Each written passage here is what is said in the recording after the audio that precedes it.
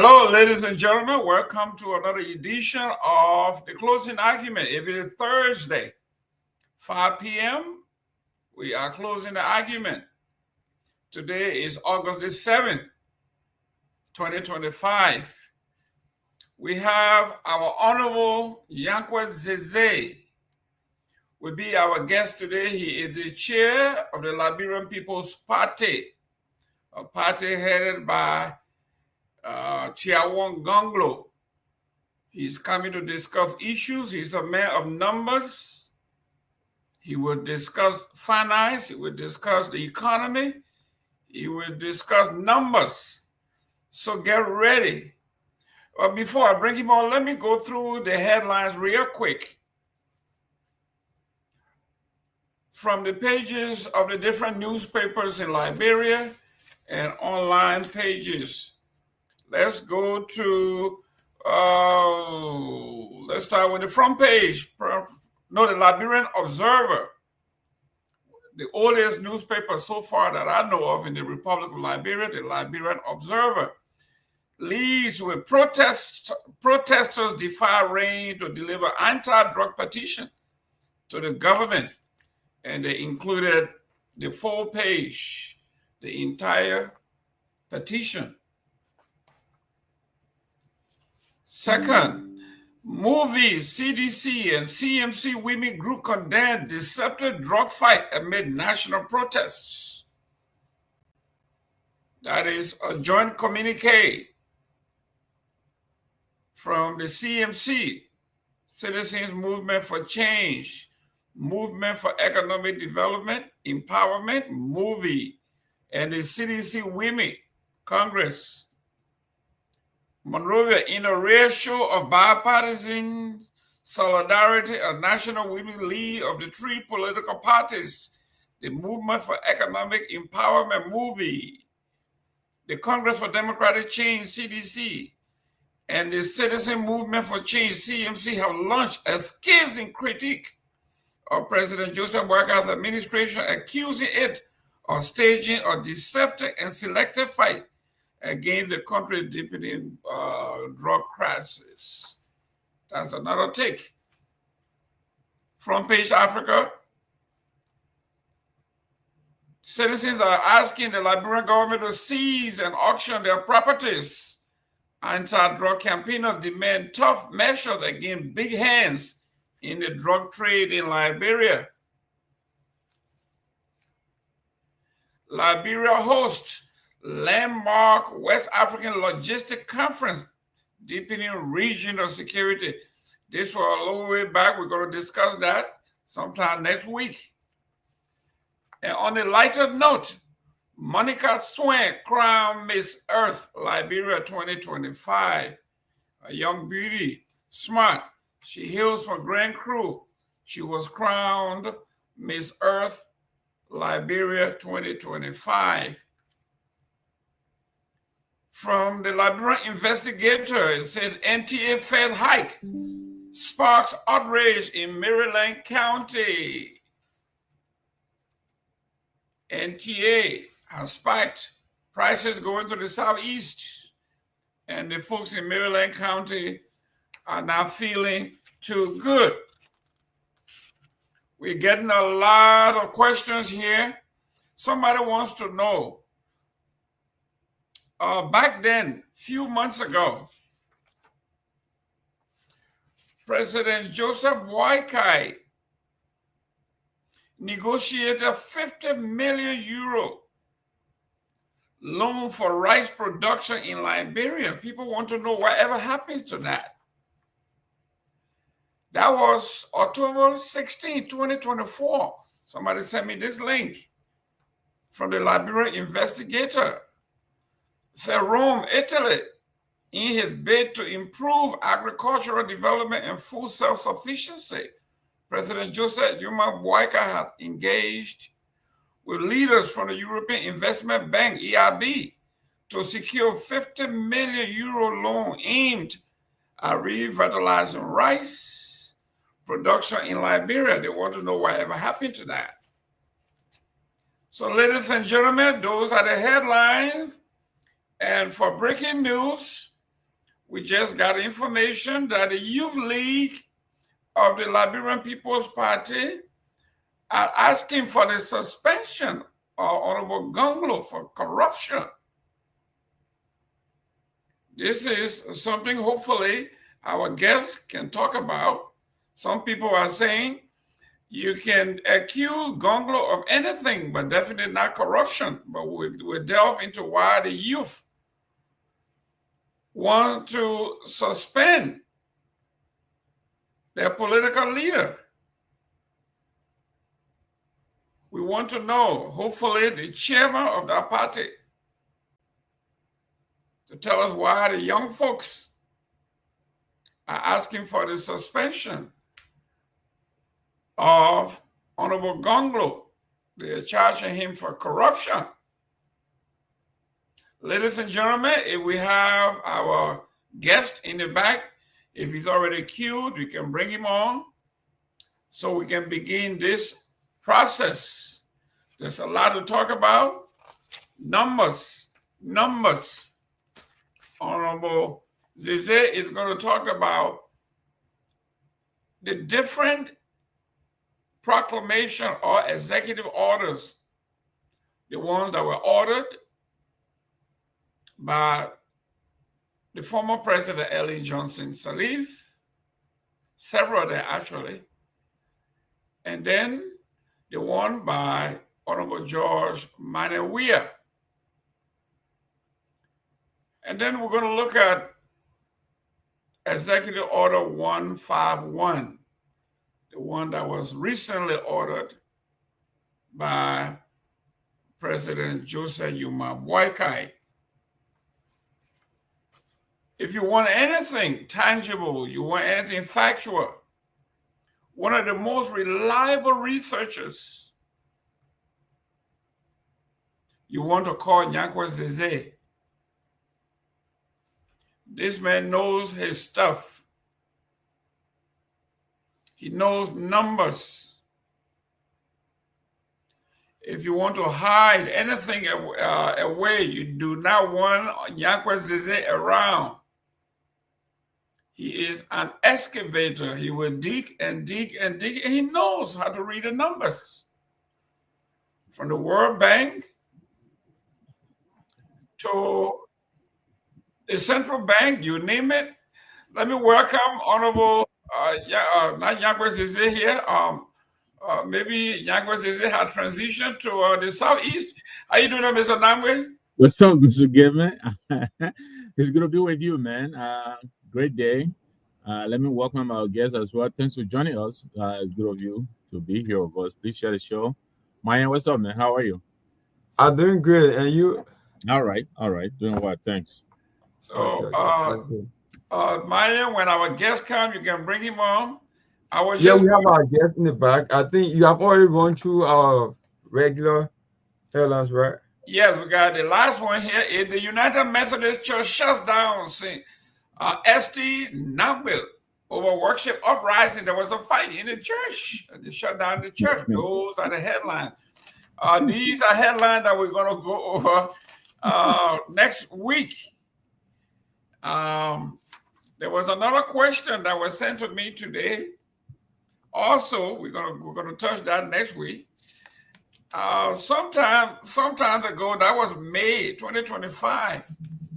President Joseph Boakai administration unveils sweeping youth policy to tackle unemployment.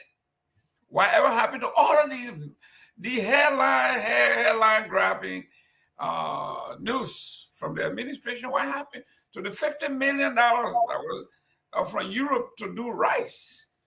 And then this thing about youth employment, eradication of youth unemployment. What happened to all these proclamations? And this one, I think, Honorable Nagbe, you don't like this headline here. This one here.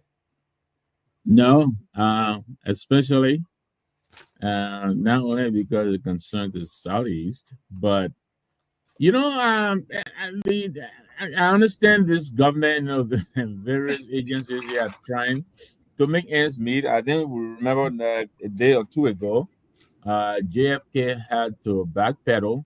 So I think these entities are trying to I guess, generate funds. But they could probably do a lot with saving some of the fluff and stuff that goes on within these agencies. I think they could start from there.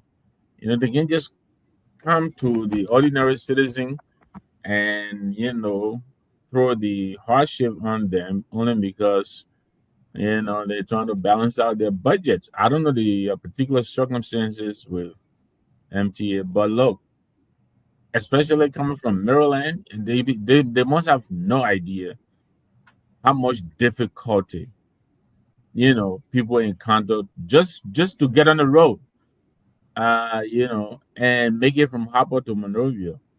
Let alone having to having to deal with price hikes. I mean, that's a joke. I hope it is. Great. Let me bring on our guest, Honorable Nyankwe Zeze, Chair of the People's Party. He will talk numbers. He will talk about the purported suspension of the political leader. And then the subsequent press release denouncing. The folks say they distanced themselves from it. So we got two versions here.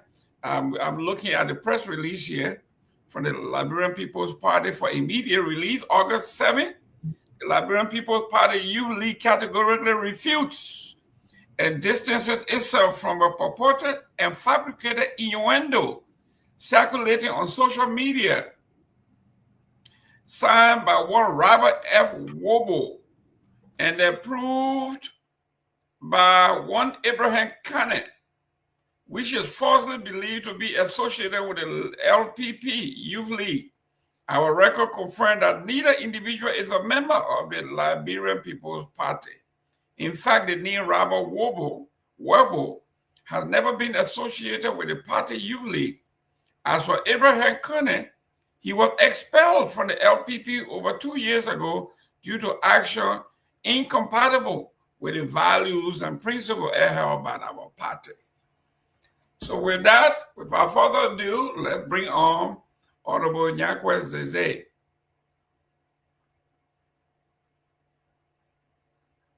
Myean, can you bring on our guest?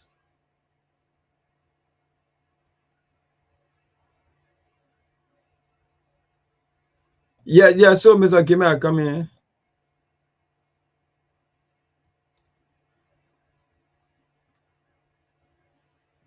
Yeah, Mr. Gayman. So before we bring on the guest, I just want to inform our public about tonight's main show because we're having some technical issues. So before we bring on our guest, let me just run through our tonight show, the special edition. Special, that's correct. Go ahead.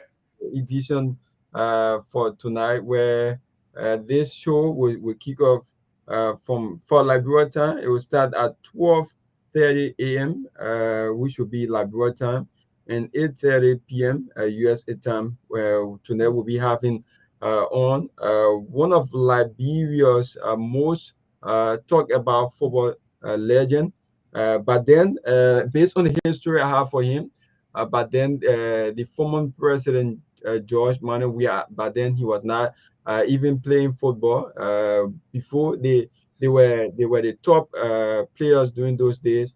Where when they say Lone Star is playing, these are people who used to represent Liberia, but he died. So tonight we'll be having a special edition for him on the closing argument. Albert Knight, his name.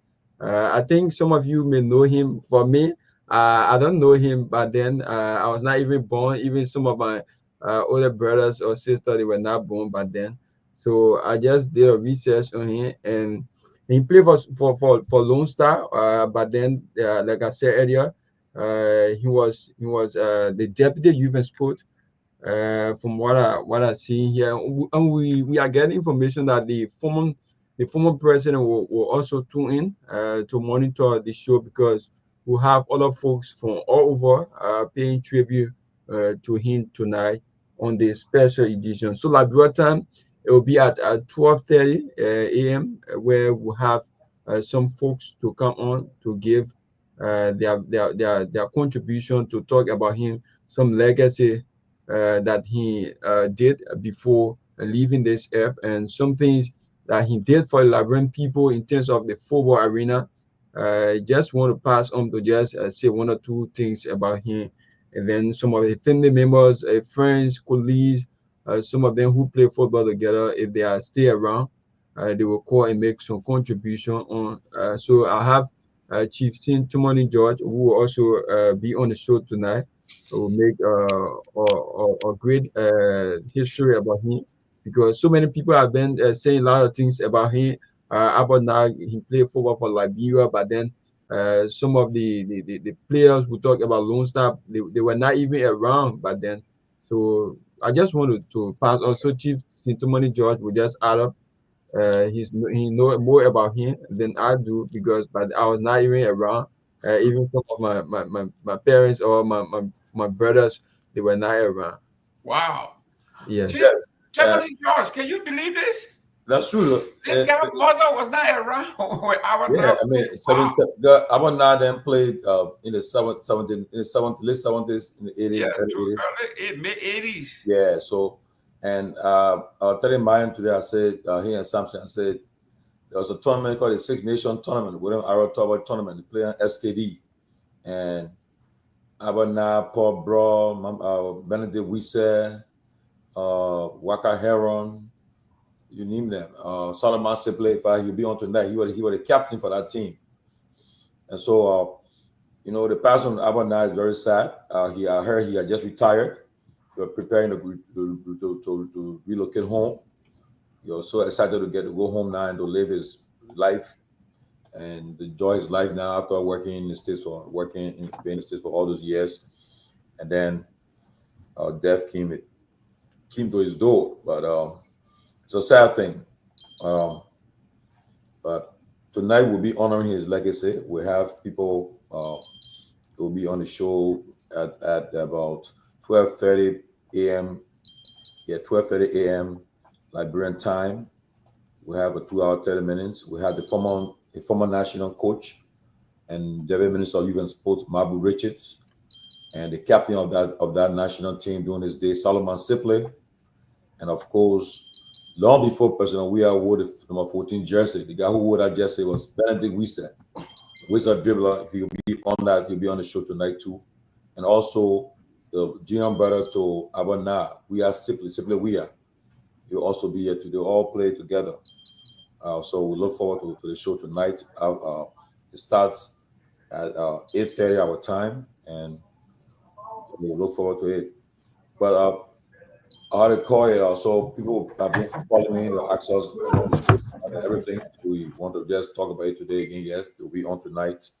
We'll be live, and they can call in, say want to give a little tribute to Abana and talk about their experience. We'll be here tonight with them, and the closing argument provide a space. So we look forward to a very good show tonight, and hopefully we can get to honor him. But before the show starts, the Dean of the Cabinet has some good news for us tonight. The Dean of the Cabinet has some good news for the closing argument. I told he's been working hard. So let me introduce His Excellency Ambassador Sylvester Pewee for the good news, to break the news to the public about the closing argument. You seen his signal. Go ahead. You got his signal. Man, put back on screen now. Thank you. Yes, I think we've been having series of activities unfolding in the past couple of days. First and foremost, we're trying to expand. We're doing some rebranding of the folks that created and established the closing argument like 2.5 years ago. The intent was to make the kind of a big platform that will seek to bring about political advocacy, the pushing for the people of Liberia. So by that, we try to expand the argument by ensuring that we broadcast on different platforms, and also we upgrading the social media side of it. We're trying to make sure that we have been listen to build the audience, the listenership, if you will. And then also the good part of it is to also legalize the closing argument. So the closing argument officially is recognized and registered in the great state of the Commonwealth state of Pennsylvania. So the closing argument is officially registered, and because if you're doing most of those things, you have to be registered. So we've done this, it's registered officially in the Commonwealth state of Pennsylvania, and part of the mission to upgrade is going to be a lot of things going to be done simultaneously, upgrading the skills and other things. And we can assure you that you're going to see a lot of TDPs from Gayman, the TDPs and those who are not. That's part of the form to upgrade you, if you can recall. So we on time, and timeliness is very important also. As we said, that's the part of the objective to ensure, and that's one of the things you see often at time. You will see by 5 p.m. latest 5:05, you're going to see Gayman. Gayman just told me that after that beginning September, you'll be introducing more bow tie instead of necktie. So that's correct. Are we registered as LLC or non-profit? It's a non-profit. I think we do have the 501, but we have to see the documentation and just check that, and I will confirm that quickly. I think it should be a non-profit, but the 501 is already available. But I will just check and verify that and get back to you in a jiffy on that. Great. Thank you. Yeah. Thank you very much for basically, the hard work. Yeah, basically that's it. You can go ahead, Mr. Prezadi. Yeah, so thank you, man. Sylvester Pewee, want to say thank you to you and the team. You and Professor Kennedy play some role there too. Want to say thank you for making this platform now officially registered in the United States, where there's a Gayman concerning all that stuff about that. What we rebranding so that once you have all that access. But right now we're leaving a different StreamYard. That's why I said we're going to have a meeting. The StreamYard we got now, we're leaving to get our own. We're having as of Monday, we'll be doing a test drive, I think, on the weekend. So on Monday, we'll have our own StreamYard with us now, complete control. The StreamYard we don't have too much control on it. That's why you notice.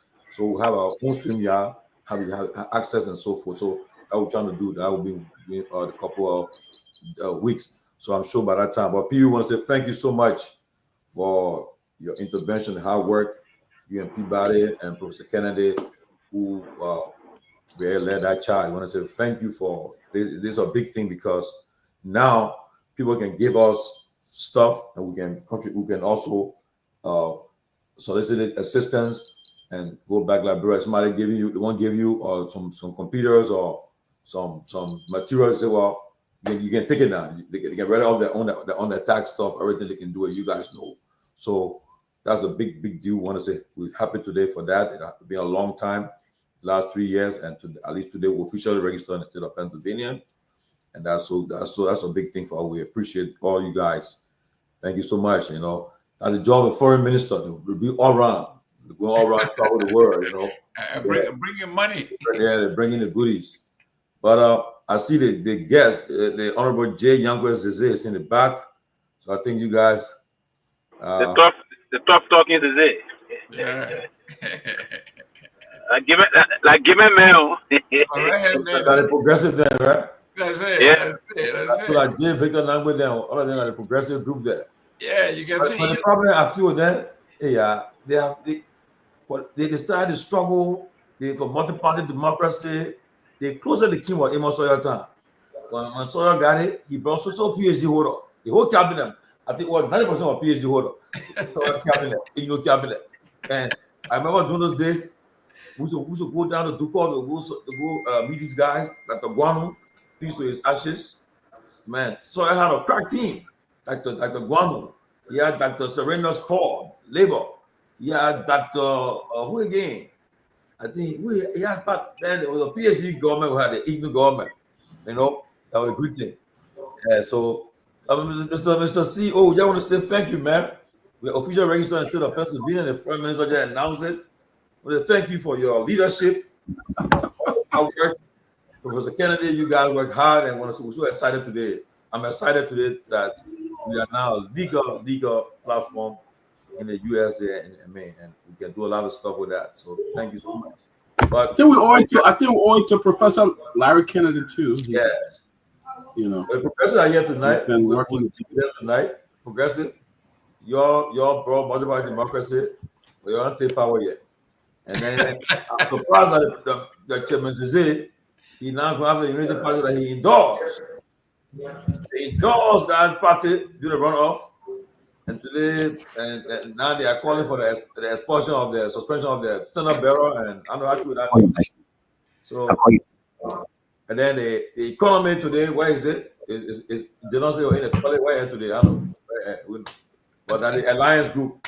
That's but, right. Mr. Gayman, I'm so happy. Thank you so much. Thank you very much. I think, are you in Foya somewhere, Honorable Zizé? No, I'm around the RIA highway. Okay. Specifically called B, close to this shuffling camp.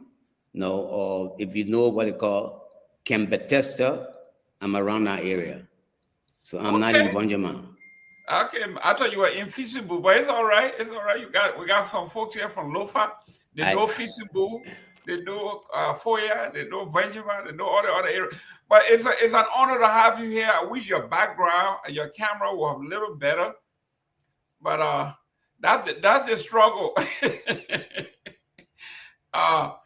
Honorable Nagbe, the struggle still continues, man. Look at my boy, Zizé can hardly stay on. The struggle is rough. Until our people stop getting into the streets to protest, and until our people have better wages, better living conditions, better health care, better education, the struggle will continue. Wow. Well, while we wait for the struggle is continuing in the cause of the people. Yes, while we wait for the honorable, I would like to take us back to 1967. But let me congratulate TCA, Jerome. I'm sorry, I thought I was going to have a chance before we move on. I'm back. I don't know why. So yeah, let me congratulate the guys. Wonderful job. Congratulations. Very proud of you guys. This is what we've been looking for. Young fellows, doing their thing and, moving on to higher heights. So congratulations. Very proud of you. Excellent. And Yango, you are saying, why can't you guys try to call other countries time? Because we have other... I am back. Okay. So, Yango, tell us where you want us to call, and we'll definitely bring those countries' time up and what's happening there. We are international. We know that. Yango, they say, welcome to the platform. You are not strange here. I think this might be your second or third time coming. So you are coming. When you come in, the folks say, Mr. Gayman, they say coming with fire. So that's what they say. So, Mr. Zizé, talk to us. Why are you here today, and what are we discussing?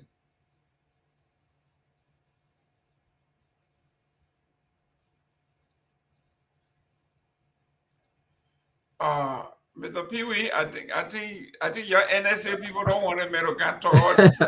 He's facing some technical problem. I think your netizens for you to come over. No, they want an NSA problem. They want, I love how they don't play the data in your phone.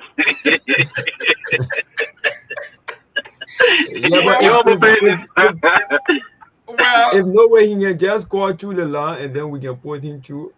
Okay. It's necessary. If you can tell him to just... Let me take you back to 1967. It was Pope John Paul that says, development is the new name for peace.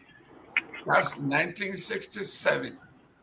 Development is the new name for peace. Any government that does not develop its people will never experience peace. This is a man who is in or was in, live and die in the gospel. He said the new name for peace is development. Development is the new name for peace. If your nation is not developed, if you do not develop the human capital of your people and the infrastructure, the corresponding infrastructure, you will never witness peace. You will never enjoy peace. Dr. Peabody, what do you say? How can you align what the Pope said in 1967 to what's happening today? Well, Mr. Gayman, we have become a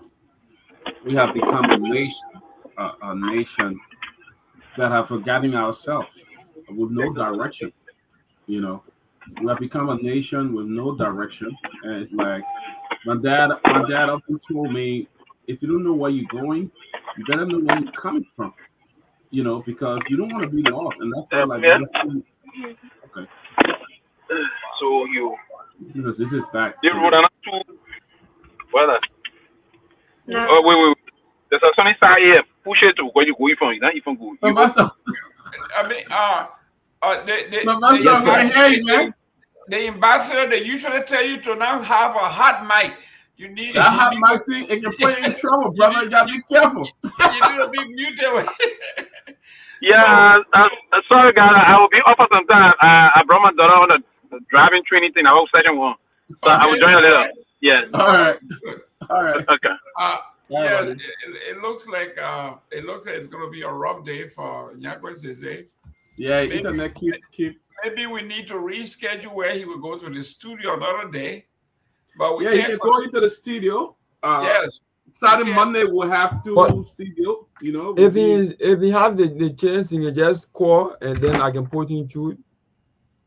I would prefer that he goes to the studio, so we don't have to go through this, because if it's bad, it's bad. If the connection is bad, his call may be just terrible, but we can go on. That is why when we come to the closing argument, we come prepared.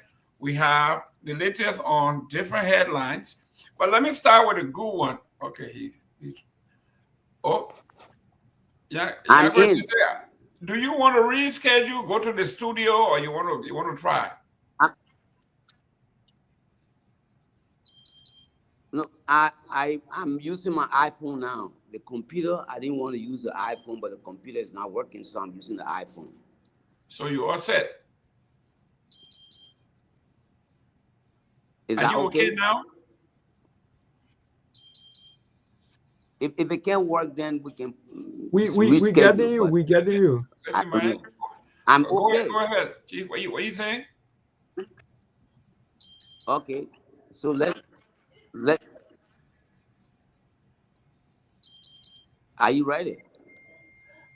We are ready. You are still breaking in and out. Oh, okay. If it continues, then we can postpone it, because I was on a computer that I came back to the iPhone to see whether that works. Okay, you're sounding better now. If Let's it's give not it working, then we should no, not. you're doing better now. Let's go Audience. introduce yourself and tell us what is it you want to talk about, Chief. Okay. Yeah. Good evening to all the panelists. Let me not call each name, because we already late, but I just want to say thanks to the closing argument for inviting J. Yankwezeze, who is the chairman of the Liberian People's Party. To the audience, we say thank you for paying attention to this particular discussion tonight, and thank you for tuning in.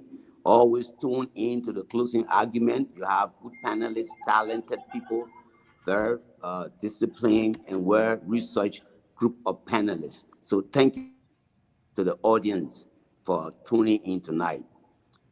So the first thing I want to quickly mention is the death of our brother and friend, and of course, former individual from Newark, New Jersey, the late Honorable Abba. May his soul rest in peace. Having said that, let me quickly go to the press release offered by the Youth League of the Liberian People's Party. I don't know what I should add. It said everything I would say, but I just want to quickly add that Mr. Abraham Conant was once a member and youth leader of our party. He abandoned our party, went to CDC, for why he is saying that our leaders were involved in any activity that he knows nothing about. We completed our financial statement. We filed it in December of 2023. The National Election Commission has never questioned us. So where he got his information from, I don't know. And I think it will be good for the press people to ask him for documentation to support his claims. So he's saying that the former standing bearer is a consultant to the Environmental Protection Agency of Liberia. That should be easy to provide evidence. If there's a consultancy, there will be documentation to be signed by both the EPA and the consultant. So people should have asked him for documentation, not just making comments without support documents. But he's not with the party, he's expelled. So very little we can do about him. If he gets out there and then he makes claim, we can only come and say that's not true. So we close on that. Let me quickly go to the issue of the Executive Order 151. I forwarded to the administrative officer of the closing argument, Honorable Jerome Gayman, 3 sets of documents. One from 2013, the former president of the Republic of Liberia, the Excellency Ellen Johnson Sirleaf, did in fact sign an executive order in 2023 stating that unprocessed rubber will be banned. Also, the Honorable His Excellency Dr. George Myean did sign 128 similar executive order. Now we have Honorable Joseph Nima Boakai also signing another executive order 151, stating that unprocessed rubber will not be allowed to be exported. The Councillor Kehleboe Gongloe, former Senate bearer of the Liberian People's Party, seized the opportunity to thank Boakai that industrialization is the best way to develop a country. And if President Boakai is saying that he's gonna make sure values will be added to our raw materials, that's a good sign or good statement to be made. And I think anybody should be commended for such a statement. So we are happy that Boakai followed the footsteps of both former President Ellen Johnson Sirleaf and former President George Weah. However, we will hope that this executive order, which may be renewed a year from now, will not just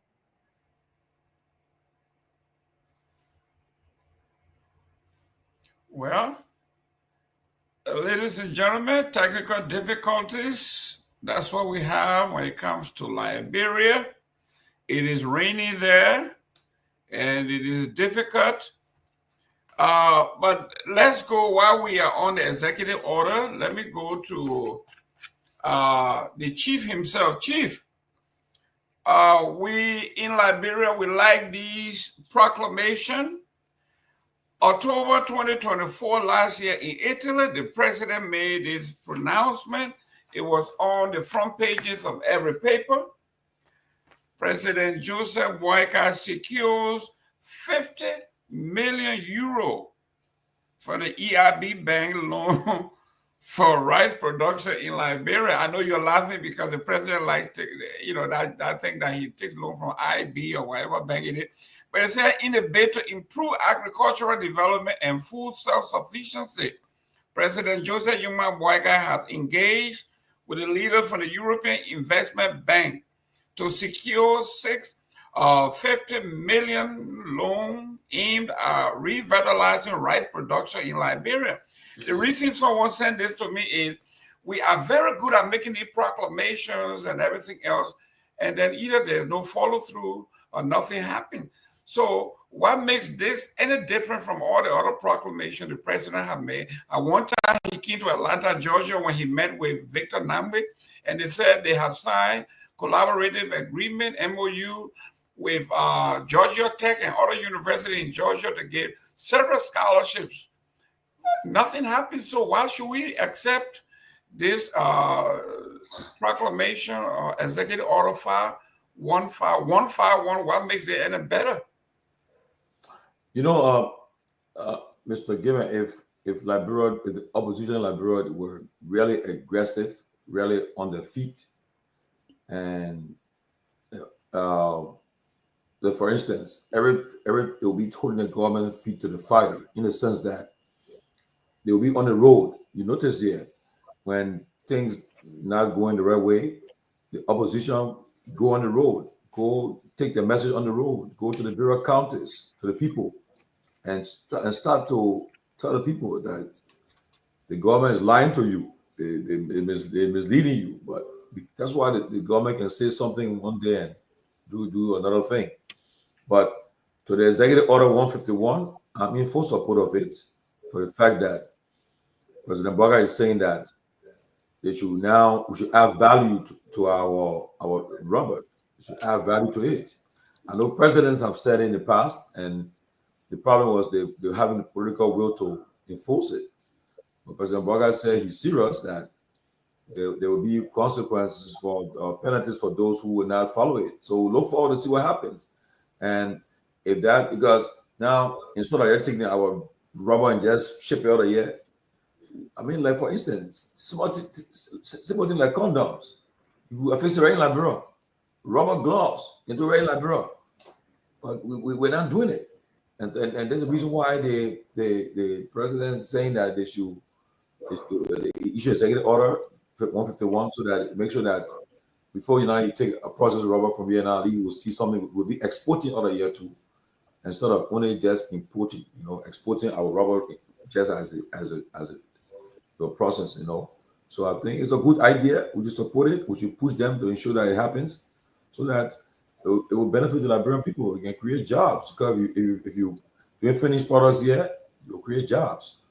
And just lastly, last year the UP government made a lot of trips abroad, and they came back with a lot of MOUs.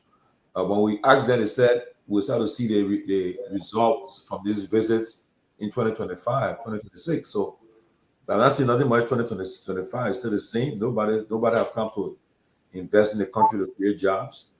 We'll see what happens in 2026. And I can tell you, the real politics will start next year when we can actually see results. Because by 2026, late 2026, if we cannot see no tangibles, just know that the government now they are struggling. They're looking for dying minutes, for time, injury, and stoppage time. But so right now, I support that 151 executive order, and let's see how far it will go. Thank you. Honorable Zeze, oh Lord. Jeez. Mr. Nagbe, here again, May 16, 2025, a few months ago, in Grand Cape County, the president, Joseph Boyka administration, had unveiled a sweeping new youth policy aimed at tackling Liberia's deepening unemployment crisis for youth, giving youth the power and nightfall towards national development and employment. This was another proclamation, and as always said, we are research-based. Here it is. Here it is. We have this proclamation, and for me personally, when it came from China, Grand Bassa County was supposed to receive $3 billion in oil refinery and all of that stuff. And so why should we take this this 151 any different from the previous ones, Mr. Nagbe? Yeah, not to take anything away from this government, but I am beyond celebrating these reportings. They celebrate MOU, but I'm at a point now where I will believe it when I see it, like we said. And this is again not to take anything away from this government. I think they're trying.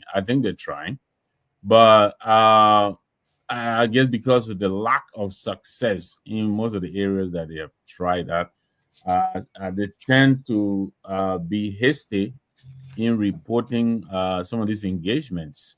And so, again, I'm not knocking on them, but we have received, so many pieces of encouraging news reported from them that usually turn out to amount to nothing. I mean, you just enumerated some of them. The oil deal that was reported from China. And many such deeds. And so I like them to do well, but I will wait to celebrate it when I see it in motion. What I want to hear from now is the poultry farm. I believe there was something here on display not too long ago. I believe a poultry farm, if I'm not mistaken, that was supposed to have been started by Liberians, even though some say it was an Israeli outfit. I'm not sure, but yeah, I like to see tangibles like that. So I'm wishing them all the best. I like to celebrate with them, but I will not be celebrating any more news reporting until I see the actual, physical evidence of what they're reporting. I mean, we've seen the 300 buses being reported. We've seen the 285 machines. I can go and go and go and count them. And so, these are all flash in the pans, like our people say. Until those things crystallize, I'm not really going to be celebrated until, like I said, I can go and actually touch the project. Trust but verify. That's what Ronald Reagan would tell us. But I wish them all the best. But it is obvious they're struggling. They're struggling, and I think some of it is self-inflicted. I think the people who they're going to request these different levels of assistance, and they do the research on the country when you're coming to see them. And what has been reported here, if the president is not aware, the news is not good. The level of graft in this government, not too long ago, we were talking about the city mayor. The mayor closed down it's reported he closed down his whole printing press, and brought practically all of the people into the city hall. Then there were stories of him taking money and all of that. Where is that? Nothing. We haven't heard anything. I can go on and cite instances. And so when he's meeting with these people, he has to understand that they have a portfolio already on the Republic of Liberia. They will do they call it what is it? Research. I forgot the technical term, but they do their own research, their due diligence, and they're ready for you before you even sit at the table. Yeah, and I'm sure they're aware of this. And so we need an attitude change in country to help us out of the country. Dr. Peabody, this I guess it is the urge to get some good news. And God knows we want to report good news because if it benefits everybody. But this thing, it was hailed as a major shift in the economic policy of Liberia, and that it was going to benefit the youth in a major way. And we all hailed them with clap. And today, there's nothing, there's no follow through, there's no follow up, there's no implementation. So why should we now hail this 151 that everybody is talking about? Dr. Peabody, that's you. Given, like Mr. Nagbe said, good to see everybody. Nagbe, Tomalin, and everybody, good to see you. Look, they need to do the due diligence. They need to take the time so that when you do something, it can use some result. But this idea of trying to impress people just so, they can say, oh, you guys are working. If you're doing things and there's no result, nobody's seeing any tangibles, you're not doing anything. Nobody's going to come up, they'll just see as another empty promise. So what this government needs to do is to really do the due diligence, take the time when they go about and do things. Stop coming into it's like me telling my kids every time, oh, I just try to get something when you see this, you'll not believe it. It's gonna be big. You will love it. You will be happy. I bring something on TV home. You will love it. But then every time I go, I can't bring the TV. Then when I come again, I thought, oh no, I'm bringing one new car. And I can't bring the car. So what's gonna happen? The children. You bring. And then they go to the next, neighborhood and tell them my papa bringing BTV. Yeah, and nothing happening. So I think, look, they may have some good intention, but do it. Let it tangible. Like people want to see tangible. They don't want to see all these big meetings setting with people standing here doing this and doing that. All these kind of things is really not necessary. Do something to help the people. So they are so, yeah, not part of the talk, but I saw the president raising funds for his wife foundation. What's that? But it's a whole new topic. But I think they need to take the time and gradually proceed so that when the tangible comes, that Brumpo can say, yeah, see them. But just stop, promise here, promise over there. America, you now go to Texas for meeting. You came from Texas for some meeting. You went to Atlanta, Georgia, like Mr. Gayman said. You also say you want to bring the airport back. You want to all these things, there's nothing happening. Is that correct? Is that correct? Is that correct? Tomalin, the headline from the Daily Observer today says protesters defy rain to deliver anti-drug petition to the government, and they gave us the full text here. It said, undeterred by heavy rainfall, thousands of protesters dressed in black poured into the streets of Monrovia on Thursday, August the 7th, to deliver a powerful Liberian must act now to end the drug crisis destroying its youth, and chanting slogans and carrying banners emblazoned with "Say No to Drug." Right after they did that, we got this headline.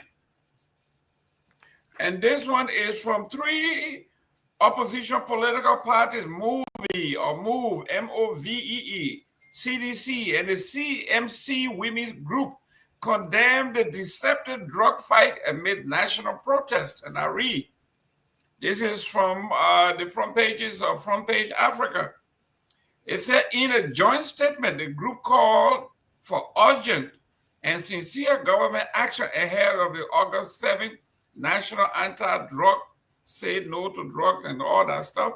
Monrovia, in a real show of bipartisan solidarity, the National Women's League of 3 political parties, the Movement for Economic Empowerment, the Congress for Democratic Change, and the Citizen Movement for Change, CMC, have launched a scathing critique of President Waka's administration, accusing it of staging a deceptive and selective fight against the country's deepening drug crisis.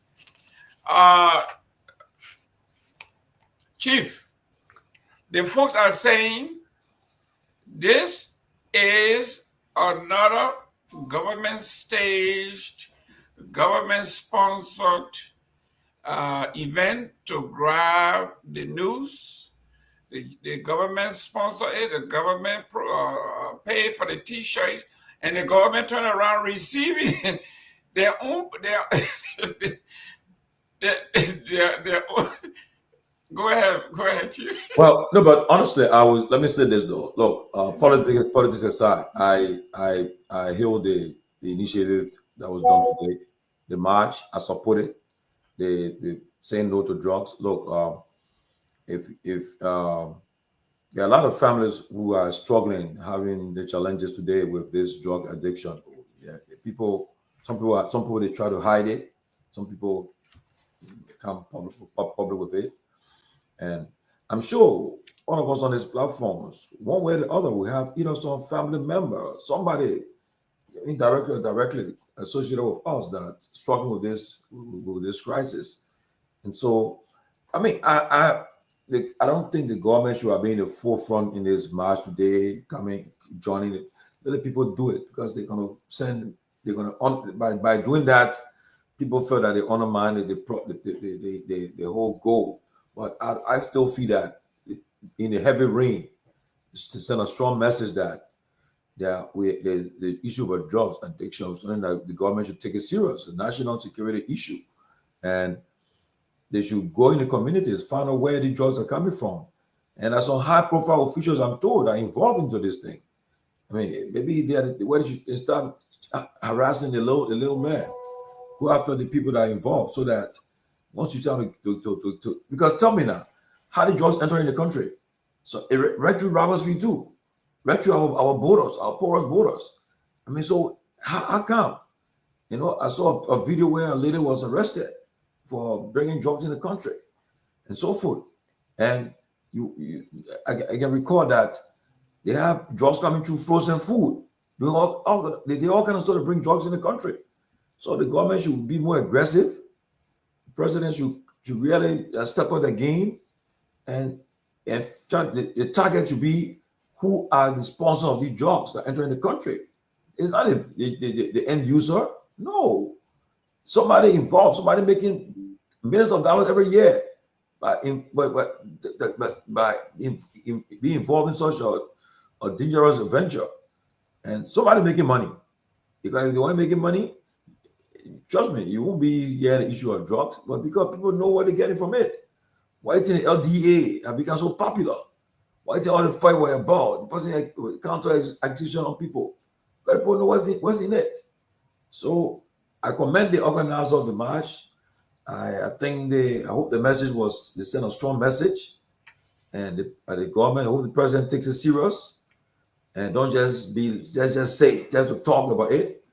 It should be that's a national issue. You should take it serious because people, our young folks, people told me they went into the graveyard.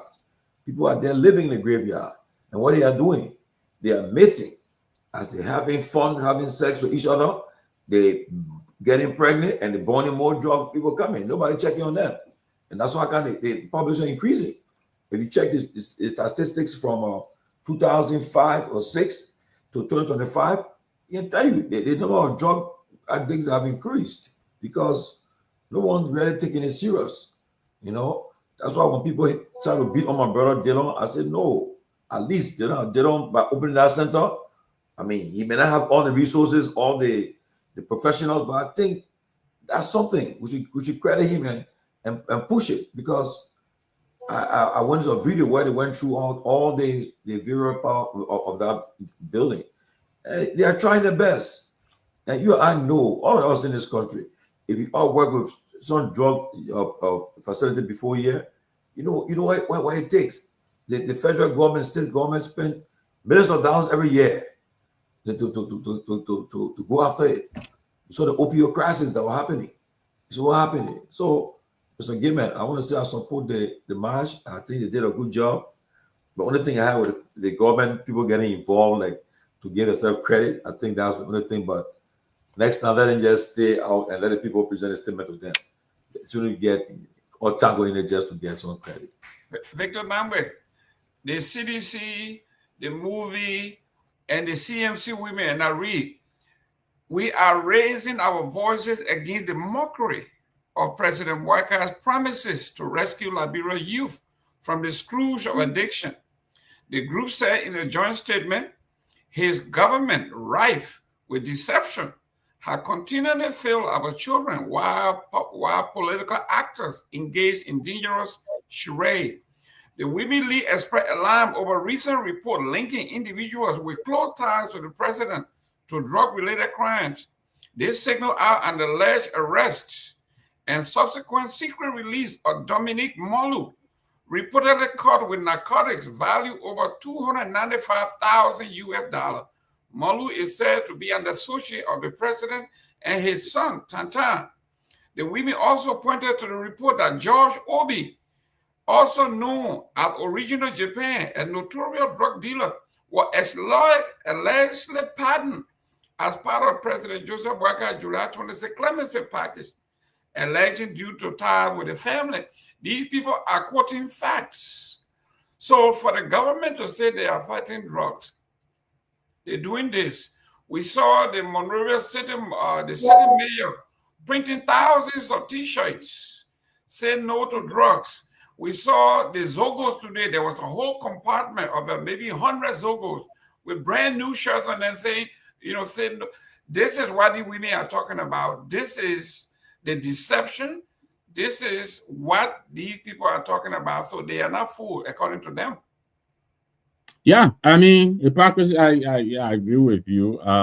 As we were coming on air, I was also reading another report Another irony, some arrests at the Bow side, I think crossing four people arrested, and it turned out one of the guys has been an activist against drug use. And people were expressing shock. This is the man who is all over the place, promoting the message of the anti-drug message, and yet he was apparently part of the group bringing in cat, another new kind of drug on the Liberian market. But yeah, I read a report the president's son is being consistently being linked, to these dealers, and people who have close ties, to these dealers are friends with the president's son, Tantan. This name has come up on a number of occasions. I believe it was here the other day we were talking about the current Speaker of the House of Representatives and the president's political advisor. All right, gather at an event where this guy who was who was talked about on this very network by the former DEA directors, A.B. Kromah and Fadiga, Baba Too Sweet. Baba Too Sweet was on stage. I mean, serenading the Speaker of the House of Representatives. How does this happen? And so, mixed messaging, we're saying one thing and doing something different. I saw the demonstration today, the march. I'm happy it got off, and I think the intent was to call attention, raise awareness over this, the havoc this is wreaking on our young people. It's estimated about 20% of our 5 million young people, 5 million population, that's about 1 million people, are under the influence. So, yeah, I was happy. I saw some of the legislators, in the crowd. I recognized my friend Pato, Joseph Jala. He was on the bus, on the truck, the flatbed truck, I believe. I saw Senator Nimena Batikwa, another, friend of mine. I think I saw, Mema Bruce. I'm not sure. I don't know very well, but I'm glad that they joined the people. At least they were able to listen to the concern. Not that they haven't been aware of them, but I think this is bringing renewed awareness to the plight. I just hope, as we always say with almost everything concerning this government, that it is given the seriousness that it deserves. If these reportings are true, that the president's son is piling around with these dealers, that is a problem. It is a problem that has to be solved. It has to be solved. Because these people, they're smart, they will go, they like the optics, they will take pictures with these important people and use them, use the association with these people, closeness to these people, and throw these people's names around and use them to help push their commodities. So this is really concerning. I hope it will claim the attention of the people, including the president himself. I hope he's having a conversation with his son. If this is true, something has to be done about it, because if these people are so connected as to the top of the chain, then who else can stop them in the country? We all know Liberia. Let's not kid around. The higher, these are the untouchables. So if these people they have such close connection as has been reported, that is a problem. But I'm glad that the march got off today. I saw a lot of people in the street. Yes, it was raining a lot, but they went in, and congratulations to the organizers. I respect for them. There was a little bit of confusion in the executive chat room. You probably missed that as to the CMC's, mode of involvement with this thing. But I hope that has been cleared out, because I didn't see many of our people. Not that we didn't approve, but I think the method and manner in which we were supposed to participate was being discussed up to last night. But congratulations to the organizers. I hope then, moving forward, this will produce the intended, attention and action so that this menace, can be addressed. It is a problem if we don't know that. Otherwise, the West African leaders will not be here. It is a problem in the sub-region. This is not a joke. And our country is being used now both as a transit point and as a major consumer. Yeah, that's a problem. That's a problem. So I really hope, we give it the seriousness it deserves. I'm sorry I'm talking too much. I'll give it back to you. But it's just really too sad that, our people are going through this. We are in Monrovia, Jerome, you know that. Young people, not the women, young girls. I've been out 3-4 in the morning and I see these young girls, they don't even afraid anymore. They swing out of the car, they run into you. They don't even care anymore whether you will be harmed or not. That's how desperate these people are. So it's a scourge and it's really consuming a lot of our young people. Dr. Peabody, the reason these women are saying this is a joke is today we saw the president and Mama Carr, they had a t-shirt on in the White House or in the executive mansion or wherever the president was. They were wearing their no drug, say no to drug shirt. They're all wearing it. But it is the president, it is the administration that has the arrest power. It's the administration that has the power to put money in the budget. It is the power of this executive to adjudicate these things. They didn't put no money in the budget. They have not done anything. The people in the legislative body who's supposed to make law and enforce law, they have done nothing. But they show up and say we will accept our own. It is so funny when you look at it. How can the president, who is in charge of making the budgetary allotment, say this is serious and then put no money there? The lawmakers that say this is serious, that's supposed to make laws, they made no law. The executive that's supposed to enforce, to arrest people, they lead. The president gave clemency to the biggest drug dealer in the country.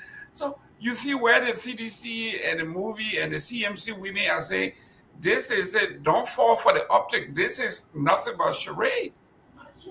It is a charade.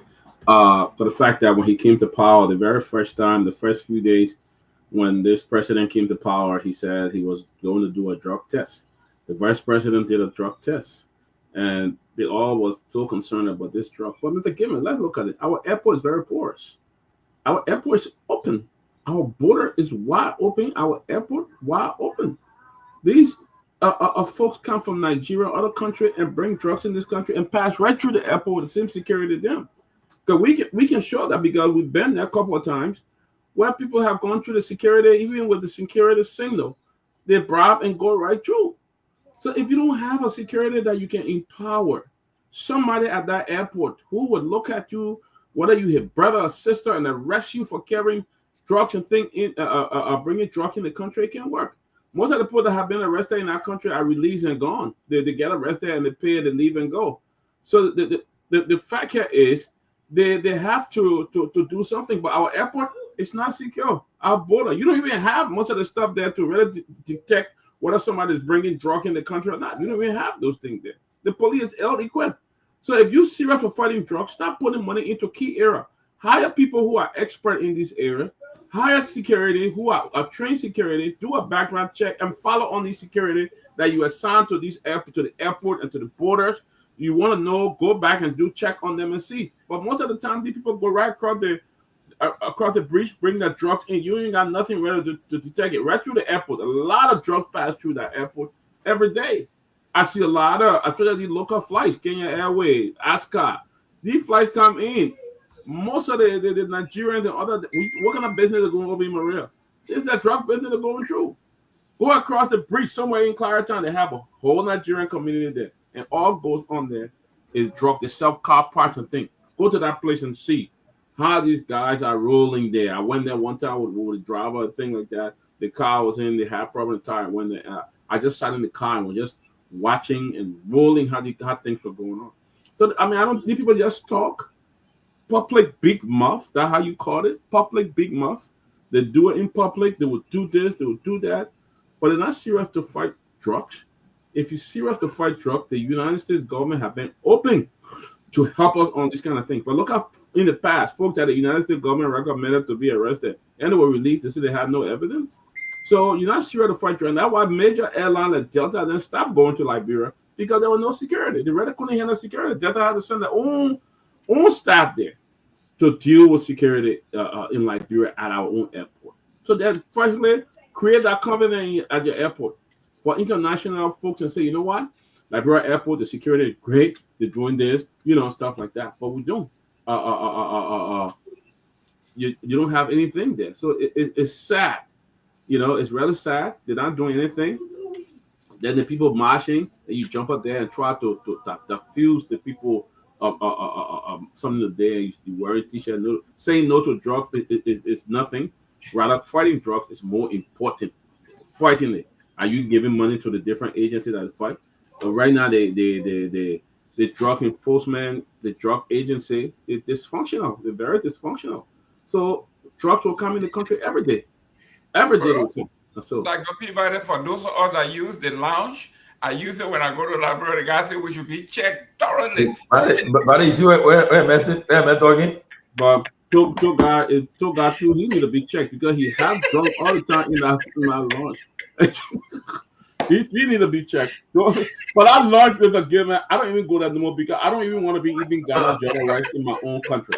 I don't want to be eating Ghana jollof rice in my own airport lounge. I want to be eating some real Liberian jollof rice and gravy. All the selfie there is the Ghana Is he talking about the VIP lounge or the airport? VIP lounge. I don't go to presidential lounge.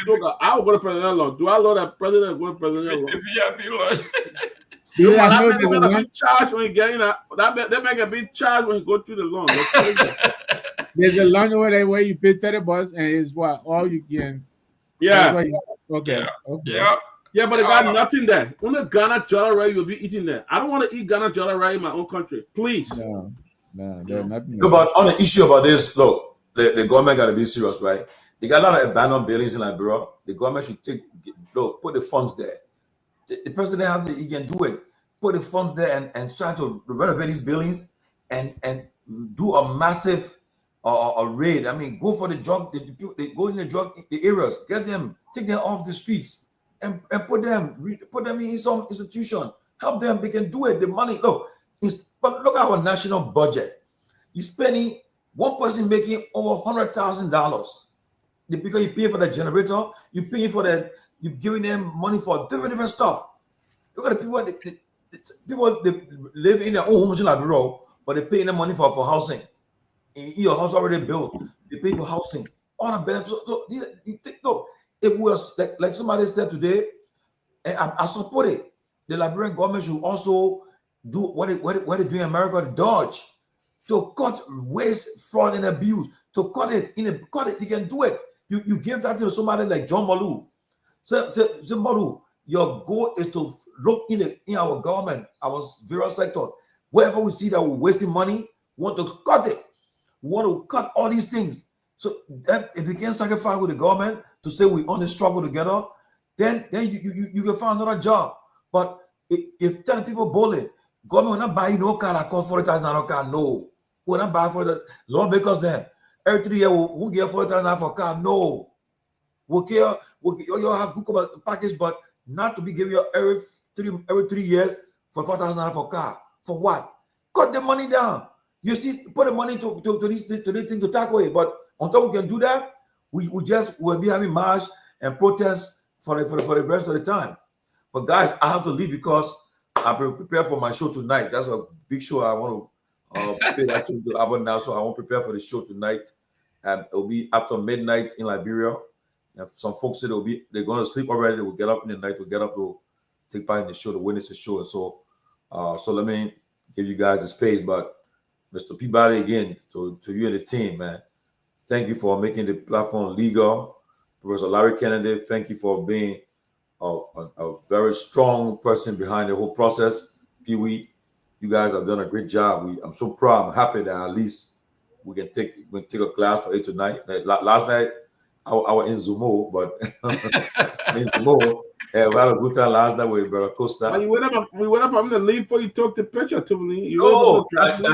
Derek kept on coming. Derek said, we'll take a picture. We're taking that picture. So I'm taking a picture. Yeah, but it was a good time. I saw your picture, and it looked like a hurricane passed through that location. That's more hurricane they had though. I was there, but I left to come back home. So much destruction. I was into myself. Whoa. We were singing, people were dancing. You know, I like that kind of gathering, playing the old school. You know, when they play the old school electric boogie, then all the other music there from the past. People get up and party. It was a nice time to be there. This weekend we'll be with my brother. We'll be with our brother Gayman. Welcome to the brother still a very love. But while you're having your business session on Saturday, we'll be starting Dopoh somewhere else. That's right. The real deal is going to be September 27th, that weekend. That one. Hey, that's the CMC. That's that is the introduction of CMC to the Northeast, and it's been chaired by your utmost servant Victor Nagbe. Wow. It will be the coronation of the third lane that you keep talking about, Chief. Yeah, you know. You got to sign up. Here's a good thing. We're not charging anything. It's free. It will be at a Clarion Hotel, 76, highway, industrial highway. Free food, free drinks. Everything free. Wow.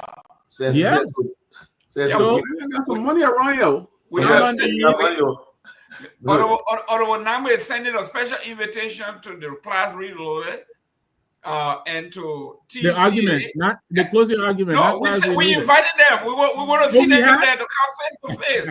We want to come face to face with TCA. CNC, their brother and sister now. So we want the brother and sister to come face to face with the cloud reload. Let them come if they can afford to look at us and they want to debate. We ready to money boys though. Cloud reload, the managers and directors. Nobody got money. Let them back up the truck. Let them back up the truck. They let us spray too much. But seriously, the closing argument is sincerely invited. It's September 27? September 27, that's correct. September 27, it's a Saturday. It's basically Q&A for the CMC. We're gathering, let's bring people and talk about the party, So we're taking place at the Clarion Hotel. It's already booked. We start at 7 to midnight. So come out, and I can be there to carry it live, man. What are you talking? Thank you very much. Thank you very much. And then the after party going to Victor Nagbe's home. We're gonna be there. Wow. Look at that. but guys, thank you, Chief. We'll see you tonight. I'll see you tonight. Abana was a very good friend. We'll honor Abana tonight. We'll honor him. Yeah. Lord. Great Thanks for doing it, man. Thanks for doing it. Nyankwe Zeze and I, we were all together in New Jersey at the time when they all came through, and we stayed there too. We all parted with 1991, but everybody was there from 1981 all the way to 1991. 10 years we were together. I was telling somebody before I got on the show, I said, Abana, I watched him play in Habel against the Young Eagles. I think it was Lone Star playing Eagle. And the scissors. That man, that Eagle were the real giant killers. They couldn't, what they did, they couldn't score on Eagle, right? They gave Lone Star playing the last minutes of time, but that time they got money for Eagle. What do you mean? John Dopoh. They call him Sound. Yes. He saved the penalty. They tried to cheat the pool, but they ended 0-0. He could almost be there. But I was telling you, I was saying, right? I say if these guys money were in football, they got to run some big contract. Oh yes. Yeah. Some of that team, the captain for that team he'll be on tonight, Solomon Sipley. But you had Abana, Benedict Weiser, Paul Braw, Waka Heron. You name them, Beru Collins, that whole team. Sakba Myers and Rhode Island. In fact, I got to call Sakba after from here. At least let him make an appearance. Let him show face today too. At least Sakba play with Abana, all of them, And they were they call it the Lone Star, that 1979 Lone Star, Golden Hour tournament. We beat Guinea, we beat all the big names, we beat them at 8 years. But today, Liberia, I saw they play in Asia. Play one of the third division team. They play when they come out, they get a small money. They come like Brona, then they get a Lone Star. They bluffing. Then Lone Star, how do you go? You play no tab lead. You play in a substantial lead, but then you won't be bluffing. Yeah, And if the national league could be very, very organized, scouts will come Liberia to take players from there. And I still believe we got some great talents in our country, but they're hitting. Like that George Weah, right? George Weah was a hidden talent. Yeah. Because, look, let me tell you before I leave. When George Weah, the first time I saw him play, he played off-season game. He played for Barrow. That didn't have better feet. We also put him on the man, but he kept falling down. I said, what if you Mayor Brizzo? They put him on the man. Barrow, oh yeah, the tall black guy, man. He was like, but people saying, hey man, if you see me, I put him on the feet. I mean, today they may begin the world best soccer player. Yeah. Man, world soccer because they all looking and said, but then talking, and Mohamed Sitoli then said, we're investing in this guy. And today when we saw we are playing Europe, that ball, the ball made football was so simple. And you think you can play it in the man dream, but the man's different. The man come by the world soccer. If had not been that issue with that guy, he would have won the world best twice in a row. Yeah. Right? So Well, I think they pay your players. They pay your players. Real quick, Mr. Nagbe, before you leave, Honorable George, today something major happened. History made when Timothy Weah transferred to Marseille. That was a major transfer from Juventus to Marseille, where his father played also in France. And they're talking about close to $25-30 million when all settled. That's a lot of money for a young man. Yeah. I'm so proud of Timothy too. I'm proud of his parents too for standing by the son. I'm proud of that, and that's a major thing. Olympic Marseille. I was witnessing his dad and his mom was sitting when he was signing his contract, and hopefully tonight perhaps we'll try to reach out to them too to see whether we can get a word from the camp, whether from the former president or from the Ali himself or some of the guys around to talk a little bit about what he just brought up. But it's a proud moment for them, and I mean they're blessed. The kid just 25-year-old. He's blessed, and he got more to go. And as somebody who I've seen, you see the kid playing, you would think he's just like another job. We are coming again, but I think it's good. So let's pray for him. I pray for him. I wish him the best. Timothy still got more left in him, and to play for Olympique Marseille, sign a big contract. So it's a proud day for him and his family and for his country of nativity, Liberia, where his parents came from, and dad came from. So let us just continue to praise him and wish him the best.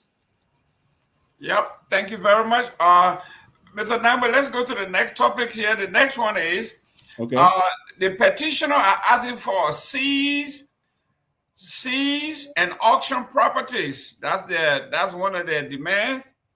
It says Monrovia protesters leading the Say No to Drug campaign are calling on the government of Liberia to confiscate and auction the properties of powerful individuals referred to as big hands who are allegedly involved in drug trafficking and the trade, including top government officials and even the president is found guilty.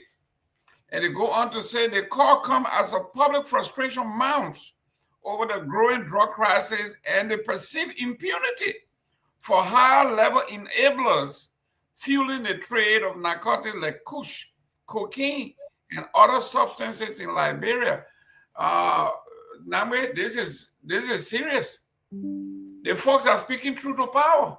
Yeah, and that's what we were saying when we introduced the topic earlier, that stern measures need to be taken, Jerome, to deter these people. And I fully agree with the call, to dispossess some of these people of these. This is stolen wealth. I mean, stolen wealth on the backs of our people, And I think if they're caught and found guilty, I think they should seize those and auction them and probably, divert those proceeds to helping to rehabilitate those people in the streets who they've caused to run out in the streets. I believe the law of the Republic of Liberia makes drug offense non-bailable. So how is it that some of these people, they walk in the streets? The original Japan and people like that, they've had several run-ins with the law, and yet, these people are over the place. How is that? So I agree with the call. I think if these people are caught and they found culpable, I think whatever they acquired through the sale of these substances, I think they should be taken from them. I was looking over the budget. I think the 2023 budget under I think President Weah's, I think some 1.6, 1.7 million now. Yeah, Buckeye, I think it took it to 3 million, 3.6 or so. But take that and just oppose that on $100 million worth of drugs coming into the country. You understand me? And you imagine how much money they're flooding. They could flood the LDEA with. So if we want to fight this, we got to really give it the seriousness it deserves. So you're taking a DEA officer who's probably making what, $1,500 a month or $2,000 a month or whatever. Somebody that comes and throw $1 million at him, you think they're going to look at that drug coming? No, they're going to look the other way. And so I know we can never probably match, this kind of money, but we have to take it seriously, and give our people the fighting tools they need. Is that right now their hands are tied behind their backs, and they're tossing the ring, to fight a heavyweight fight with these dealers, and they will overwhelm them. I mean, almost all the time, because they have so much money and liquid cash available. So we have to try. Whatever they're doing on the front, the law has to support them. When they arrest these people, the law really must. That's the way you would deter them. But if they know you throw them in, and they took, they call their friends tomorrow, they take them out, what is to stop them from doing it again? Dr. Peabody, the report from the fight between the DEA officers, the top boss, and his deputies, up to today's date, nobody has seen the daylight of that investigation. It has been completed and it has been forwarded to the president's desk. And people are saying the fight between those deputies and the boss was not actually about who, it was about who controls the incoming wealth of that agency. That was what the fight was about. Who was in charge? Who wanted to get what? This is why most of these folks did not want any job anywhere else except the DEA. And here we are. Why aren't the administration releasing the full transcript of the DEA investigation? Look, the whole thing, that report was just fly. They wanted to get people out, but that's why you know that folks are not serious. That's how we know. You got a whole government. You came out, you told a report. They must submit a report. You didn't even come out to release the full report. You went and fired people, and nobody knew what happened. That report was just based on what other people think. It was not a comprehensive report that they put together. It was just based on some of the regular gossip that goes on around the president. Or let's move the person. That make sure we move all two of them. That's how they don't come up with these things to really put it together and submit it so that when someone read it, you can say, yeah, this report was right. To be fair to the people that were fired, they should have released the report so the people can know exactly what they did or what happened. But they never even did anything. The committee probably never did no job. They just went out verbally to the president. The president, I think we just moved the two of them, put somebody else there, stuff like that. And that's the problem we have. You don't have the real people who can fight drugs. You are misplacing people in positions, and the people who should really be inside in key areas that they can fight, they are not placed there. And that's the problem this government is having. Other people just can't, if I were you, I think let's try the other person. You got guys like Kofi Woods, then other who call themselves Vasa on security to the president, and all of that. People are not trained when it comes to security and stuff like that to know how the country is run. So they are ill advising the president, and the president is calling and stuff like that. I don't know why you put in WhatsApp page up, bro. Also, the ill advising the president and stuff like that. But I think we'll have a problem. They didn't put any report out. The president is not even aware what the report is right now. If you ask him, he didn't know where is it. He didn't even probably look. He didn't even look at that report, and where he could go in his room and sit down and say, "Oh, I don't need nobody today. I'll take time and read some report, come back out and make some recommendation." Nothing like that. So that's how the country is run. It's only run when only a government official only function when there's a crisis, and that when you see all of them running through. The whole day is International community. They put tie with you. They don't give you money. You're not steal it. They don't give you this. You're not take it. They put tie with Liberia. Liberia is only country that Liberia is not a baby.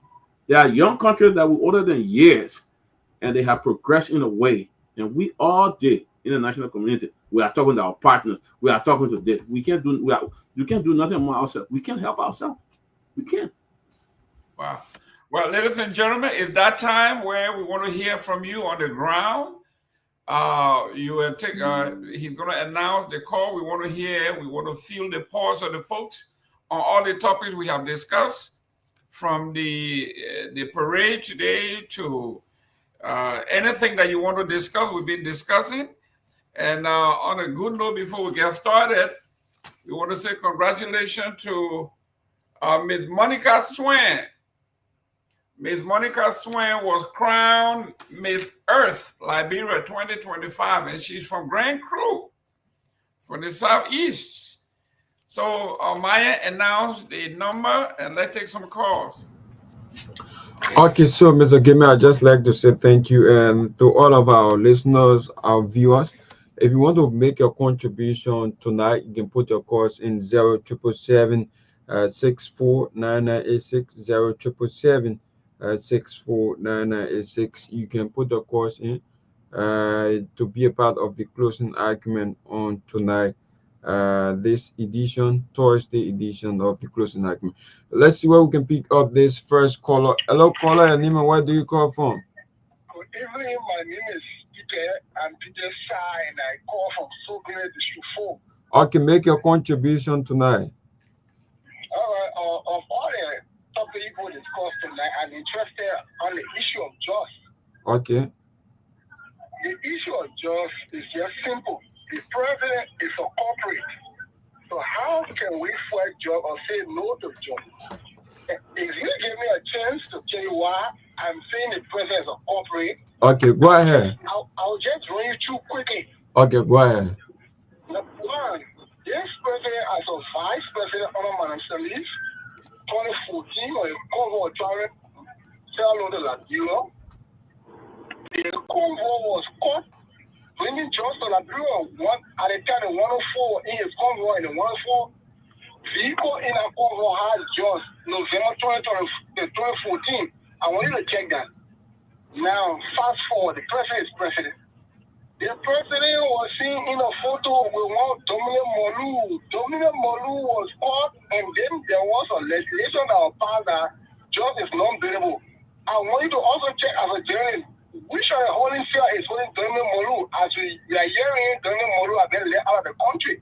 So how can we be serious and only be serious to take drug tests and get announcement really that drug is a public health emergency, and then we just talk the talk, we don't walk the walk? How will we believe that this president is serious? Just listen to what the other panelists are saying here. The people who are the whim of this drug crisis, who were fighting the drug, they were fighting.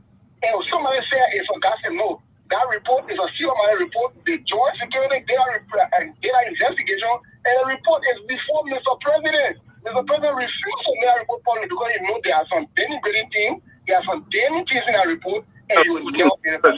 So the president I feel that the president is corporate. If I had the lawyer of time was name more, but all colors will make their input. So thank you. Okay, you're welcome. So I'll just make a point on what you just said.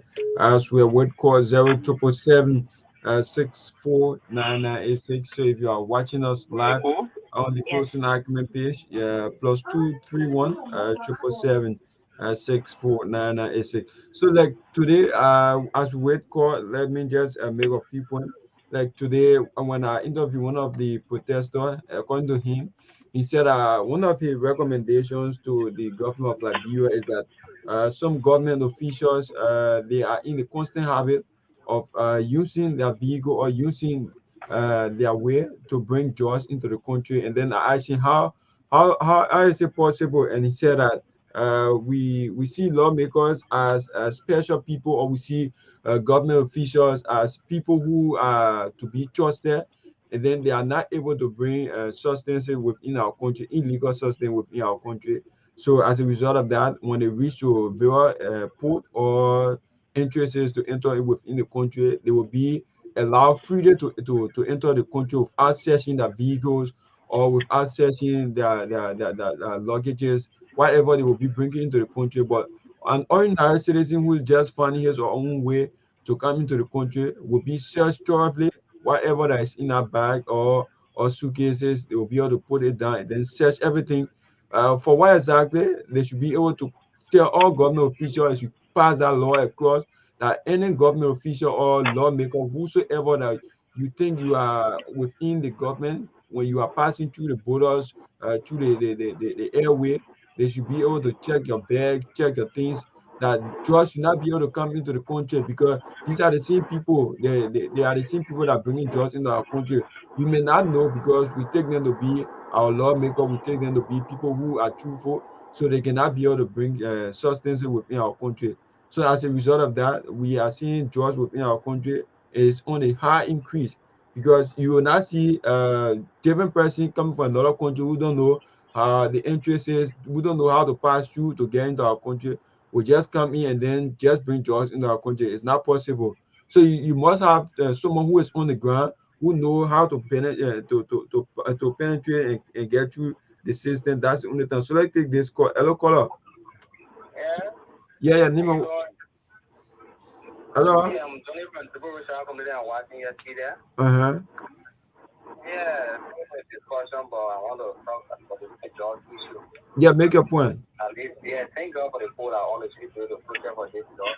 It was okay, but we pray that let every that depends be on the watch. That will be a window draw for these things. But we know our broad communities, we know they get to them there, but when people go there, how they pull for us. But the child is into the business, so you don't want to expose them.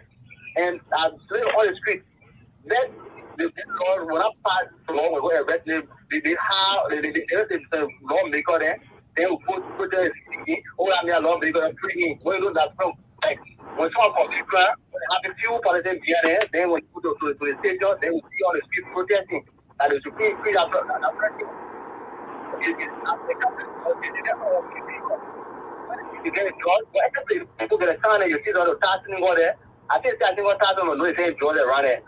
The people is hanging up on the pole or on land. Like I said, then we the community, the resident of the community, that will report these things. And they just hard no one will be able to call on that will not be able to be identified. How get information to them.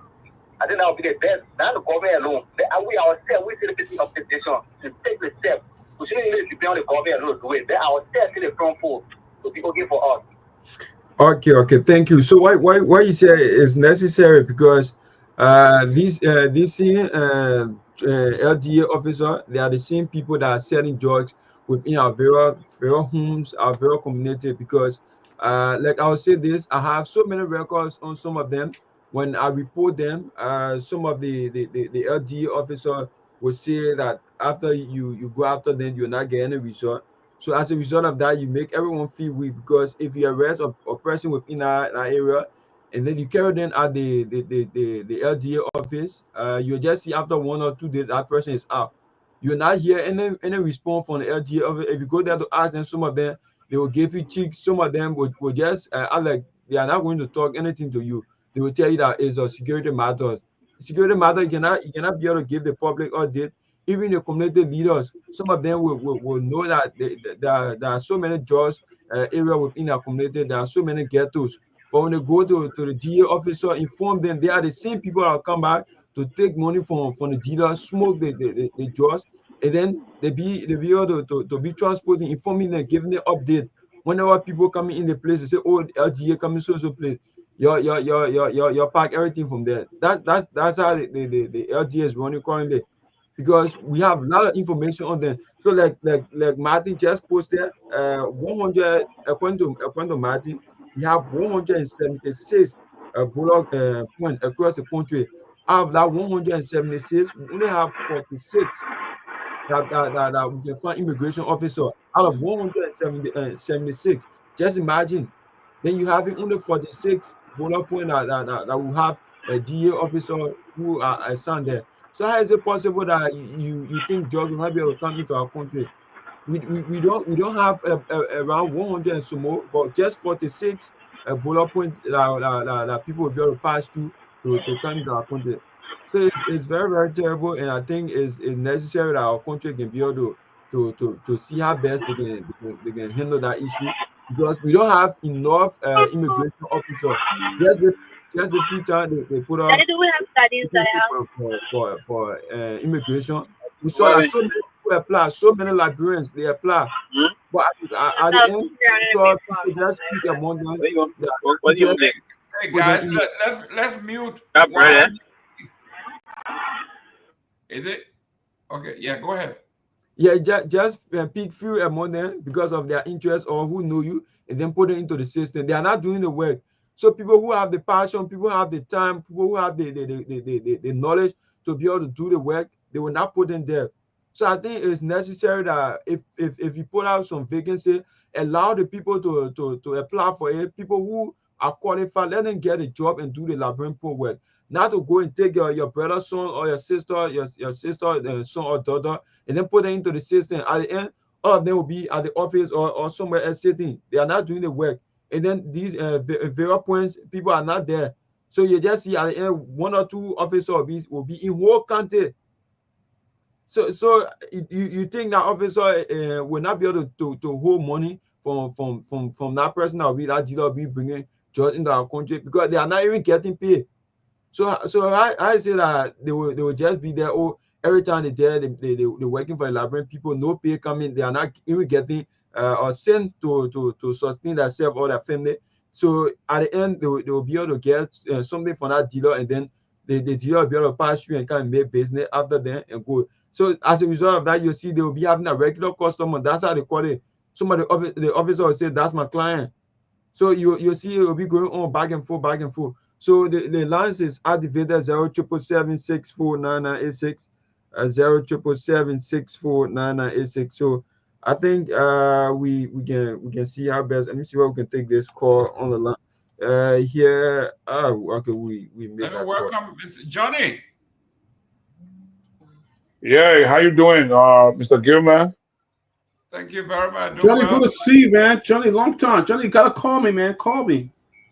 Well, man, I don't want to talk to you in the public or in the public there, because you can check your phone, please. Listen, Peabody, we are royal ambassadors, right? Hello. That's right. Take the okay, fifth. so call me after the show, man. Call me. We have someone on the line. We have someone. Hello, caller. Okay, where do you call from? Hello. Hello, caller. Okay, let's take this caller. Hello, caller. Where do you call from? My name is Maurice. I'm calling for Josephville. Okay, make your contribution tonight. My contribution to the world is sure that I believe that we are Liberian and we want to put stop to drugs towards the youth, because they are really spoiling all the big friend. Yeah, and we'll be serious for any just at the most, especially for Josephville. Our friends are really spoiling. We are one of those. So asking the government of Liberia to please help. Yeah, I'll stop that far. Okay, so they see no more. Whenever you have any cases, just single they see no more. We'll see how best we can respond. Okay, thank you. So let's take this next caller. Hello, caller, and even where do you call from? My name is James D. Doge, and I do join from Tomalin, Garguah. Okay, make your contribution. My brother, I listened to the conversation and I like the conversation. I just called to get my view on the drug case. I graduated from school since 2008, and I applied for the DA, sent all my particular, my CV, everything. Since then, I'm also the head of Liberia case at Tomalin. Some of all know all the areas, the areas are getting cattle. Some of our brother, our friends have been damaged from the drugs. But since we apply, since I apply more than 3, 4, 5 years, I get this my friend from the motorcycle. Just go ahead and say, oh, the DA, they pass around. We are no training. So how you think it will be settled out of the country? I don't really know. So some of their passion authority to be part of the drug different agency, but no way. Yeah. Okay, that's the same thing we are talking, because some of them will just join the LDA because of friendship or family other relative. That's how they join to it. At the end, you just see some of them on the field, no ID card, nothing to identify themselves from the LDA. We get information for the children. I apply with my entire document, my photo, everything. CBS at the joy information agency offered to some kind of Joshua. Since I send it there, that's it, my brother. I'll lie to you. Some of us got passion. We are feeling bad. Some are feeling bad for our little brothers. Sporting every day and there. But hey, what to do when you apply? No way. So hey, thank you for the conversation, bro. Okay, you're welcome. You're welcome. 077649986 077649986. So let's pick this call. Hello, caller. Your name and where do you call from? Please stay away from your monitor. Stay away from your monitor. It's not good for us. Okay, sorry. Yeah, go ahead. I said I'm calling for district number 2. Who? George. Okay, make a point. My point here is that the drugs people get rid of this drugs because the consumer they are not a much holder, but the dealer they continue to bring the drugs when you grab it on them, and then we execute them 1 or 2 times. You will see the drug will be in the conflict. But we grab it, they will lead them. And someone else they go, they grab the DEA officer, they leave them. So when you grab the main dealer, I mean, they will get rid of that drug business. Thank you. Okay, welcome. 077649986. So let's see where we can pick up this caller. Who's on the line? Hello, caller. Your name and where do you call from? We lost that caller. So 077649986 077649986. So Mr. Gayman, let me see where I can play a video here. See how the judge is treating our brothers within Liberia here. So let me see where I can cue this video so you can see how the judge treat our brothers. So let the video be there. Let's take this call. Hello, caller. Your name and where do you call from? Yeah, your name and where do you call from? Fofana, I'm calling from Nagbe district. Okay, Nagbe County. How is Nagbe? Fine. Okay, make your contribution tonight. Issue, some like just business, because it was not coming from the sky for that. There's some other beginning. So I'll become a penalty for that person. Okay, thank you. Okay, so let's play this video.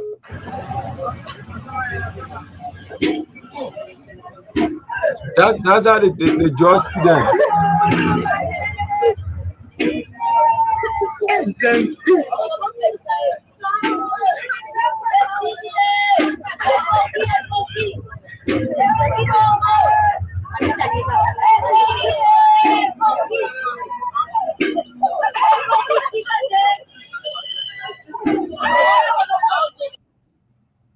So like you see them as a given. That's how we have a lot of that video.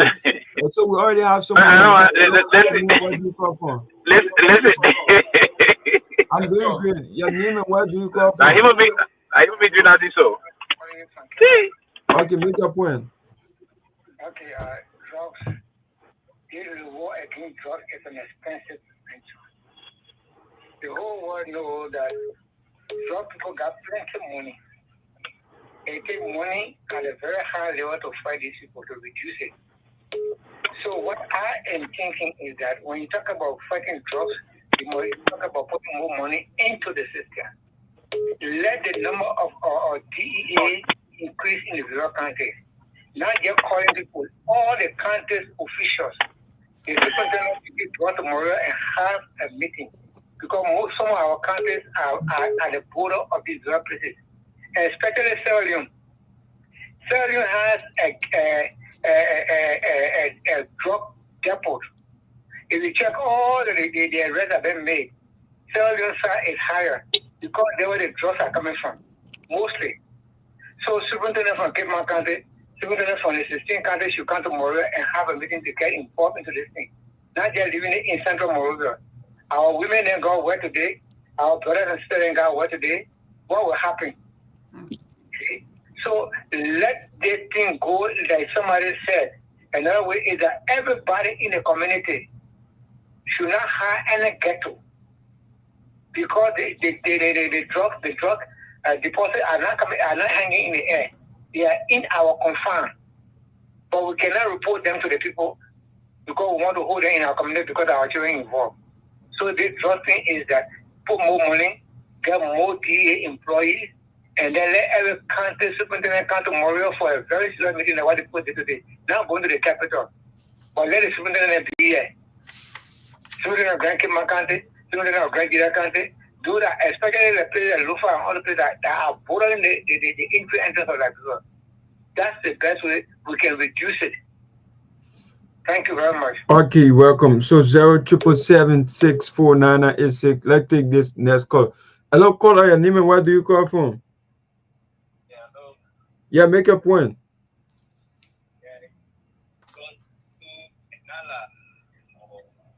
You sounding very low. You sounding very low. Yeah, go ahead.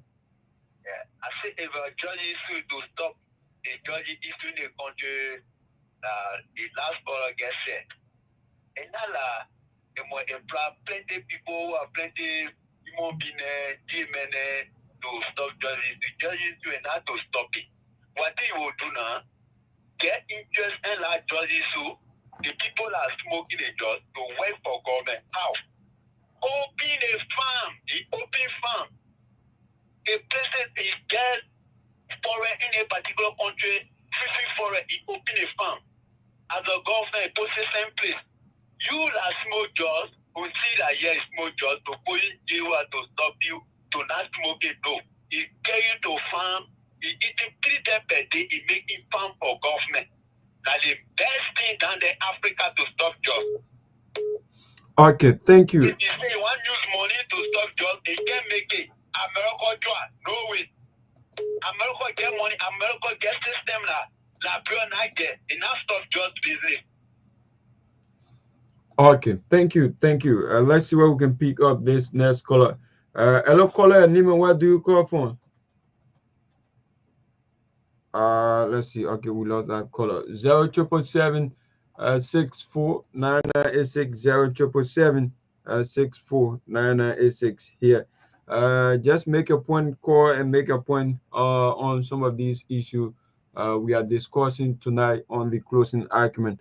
0777649. But let me just say something to Gayman. Yes. I just been informed that the Abadna funeral will be eulogized by the Reverend C. Levi Martin. He's going to be the preacher for that occasion. So this is just want to let the people know that Reverend Martin is going to bring that message on at Abadna funeral. So I think it's this weekend, right? Yeah, I think it's this weekend.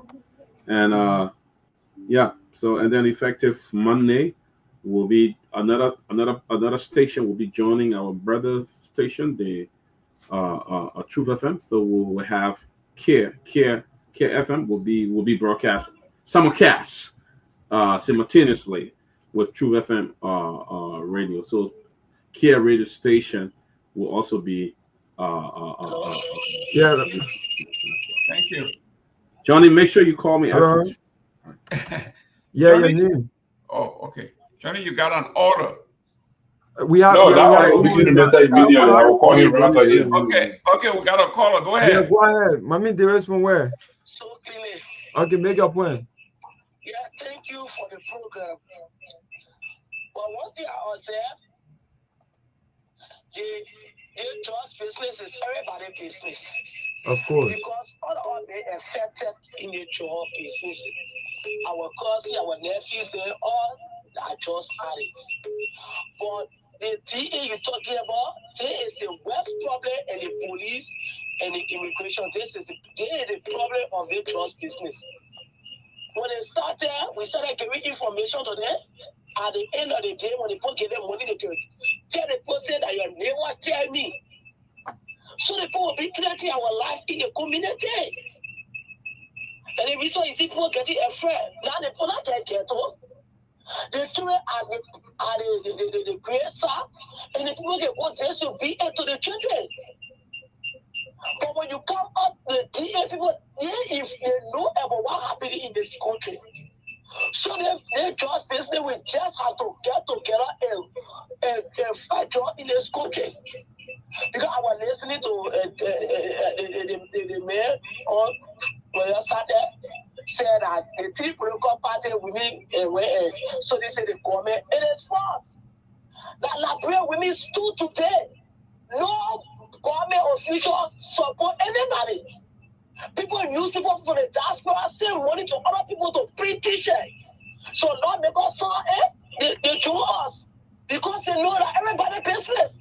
So nobody must say that government no. The problem is ourselves because we don't know where another a liar was cherry. I mean, you see our sister cherry in just business. We just sit on the side. But you will look at Nigeria man who be pistol and selling less small food for that pistol. He's selling just. And then we'll sit there and we'll see that government. We all need to step, government now, we need to step in trust business. And we get the way I get your number, and I see the person selling trust, I will inform you. Because I can inform DA. DA come and take money and go and tell my neighbor, say, I didn't want to then. I get two neighbor here that can sell trust. They get 3:30 in the night and go to the children. They try to talk and feed it, they try to tell me. But I will tell the GA or the immigration or the police. If they see people, they go take money for the people, and the people will be telling you in the community, my fellow. So if you see anything, just let us know. Just call our number. We will move in, and definitely your privacy will be protected. All right, we will do that. But I want to say for the mindset of the politician or the political party, women aside that government is not government. It's Liberian women. Men draw us today in a ring for this money. We just leave our homes. No government support us. But because they saw the way the Liberian women were serious, some of them came in and draw us in a mass. But it is now people from the diaspora all over. People use our fathers because they are hate. They can't get your decent children, they all of them live in the graveyard. So that was do the thing as one family, Liberian family. They will not say, we are for politics, not politics time. They just business at time for to take their jobs to the nation Liberia. And they see that we pray, I see that we're working towards it. So they will not bring it in politics. Thank you. Okay, welcome. So, Mr. Gayman, let me just play this other video again so you can see. Let me off the sound, for copyright. So you see how they use them. So let me see where I can pick up this next caller. Hello, caller. Hello. Yeah, Nime, where do you call from? Yeah, I'm calling from Soaking the first point. Okay, make your point. You drop in the whole discussing myself. I'll complete fitting for it, but the fight is that two persons go to drop in the conveyor. Number one, the government. Two, the community dweller. You see what government needs to go, you see what government make a law. You see we don't want trust. But the government they set in the GO and the PAO, the police PO, all of them in the job we see them. And the community dweller, number two, the government number one is what we say. So to get rid of the dweller, then the government come in. The way they put it in for all of them, most of the workers in our lawmaker, all of them, they're children inside, most of them, they're inside all. So for to get rid of the dweller, you need to limit it. Let the government take steps the way they're taking a step. All the fuel, let them take a step. The second one is the community dweller, the children inside. Then you so clear to keep my son, all of them there. But how will you talk? You talk then you're Just call us. Call this number whenever you see any alarm. Okay, I'll call the number when I see alarm. Okay. How many times you call the number, I see alarm, you can't go, if I'm there, you say, you come here to do. down to the police, if you come here to do, then they will take precaution. As soon as when they hear about you will take your left. So the government can't know 1 year, or most of the government do that work in the government, the east side, that nobody business. So at least, don't say the person, what, you spend money, and then who call that? You will spend money on the MPO to employ the few other one that you will spend money more than you need this case. And importer, the government had a way to deal with the importer. You do that begin to draw inside. You just tell you other one. You think government lets you go. They get part to start with you, but once they hang inside, they have to stop it. Okay, thank you ever so much. 0777. How many times you call it number? You show the few when you can't. Oh, you see the few coming there. Okay. Take precaution. Okay, thank you. I'll call you from Sophie first telephone. Okay, thank you. Okay, Chief. Thank you. Okay, so 0777 Let's pick up this caller. Hello, caller. Your name and where do you call from? Yeah, my name is Ades Kutu Akore and I call from Nagbe. Okay, make your contribution tonight. Yeah, they just been actually. I don't think just been going to stop in this country. There was America. We is legalized in America. You get it on the supermarket or some era. And then it just business. It's not going to finish. It's not going to stop because the TEC, they chase people, children, and whatever you have on you, they take it from you, including your money. Just you being a consumer, that's number one. Then you the dealer, the man can take all your market, take all your money. Oh God, we lost that caller. Let's pick up this next caller. Hello, caller. Your name and where do you call from? Hello, how you doing? I'm doing great, and you? Okay, I can go. Okay, I'm speaking to you. I'm Gary Aroki vibe from Get Education. Okay, make a point. Okay. You know the drug issue in this country. We're talking about gay people. We're talking about police. These people, they are consistent to the some citizens of Liberia. We travel to some men's country, and when the president said, Team of the day, old man Joseph Boaka come to try his best. But for me, now, give me necessary that after old man Joseph Boaka, let me represent who the country here. Let military person who a country here. Because the police yesterday, not police today. The DA yesterday, not here today. The immigration yesterday, not immigration today. They have received a lot of bribe because they need paying. They need consistent by themselves. So they do a lot of things that the moment in their home. So they didn't fair to the citizens of Liberia. Thank you. Okay, welcome. Let's pick up this next caller. Hello, caller. Name and where do you call from? The line is Jeremy. Thank you so much, Chief. I'm Mr. Predicting the real Junior of our Yahweh. Okay, make a contribution tonight. Yeah, Chief. Before I go for, I want to appreciate Liberians, women who make them people today.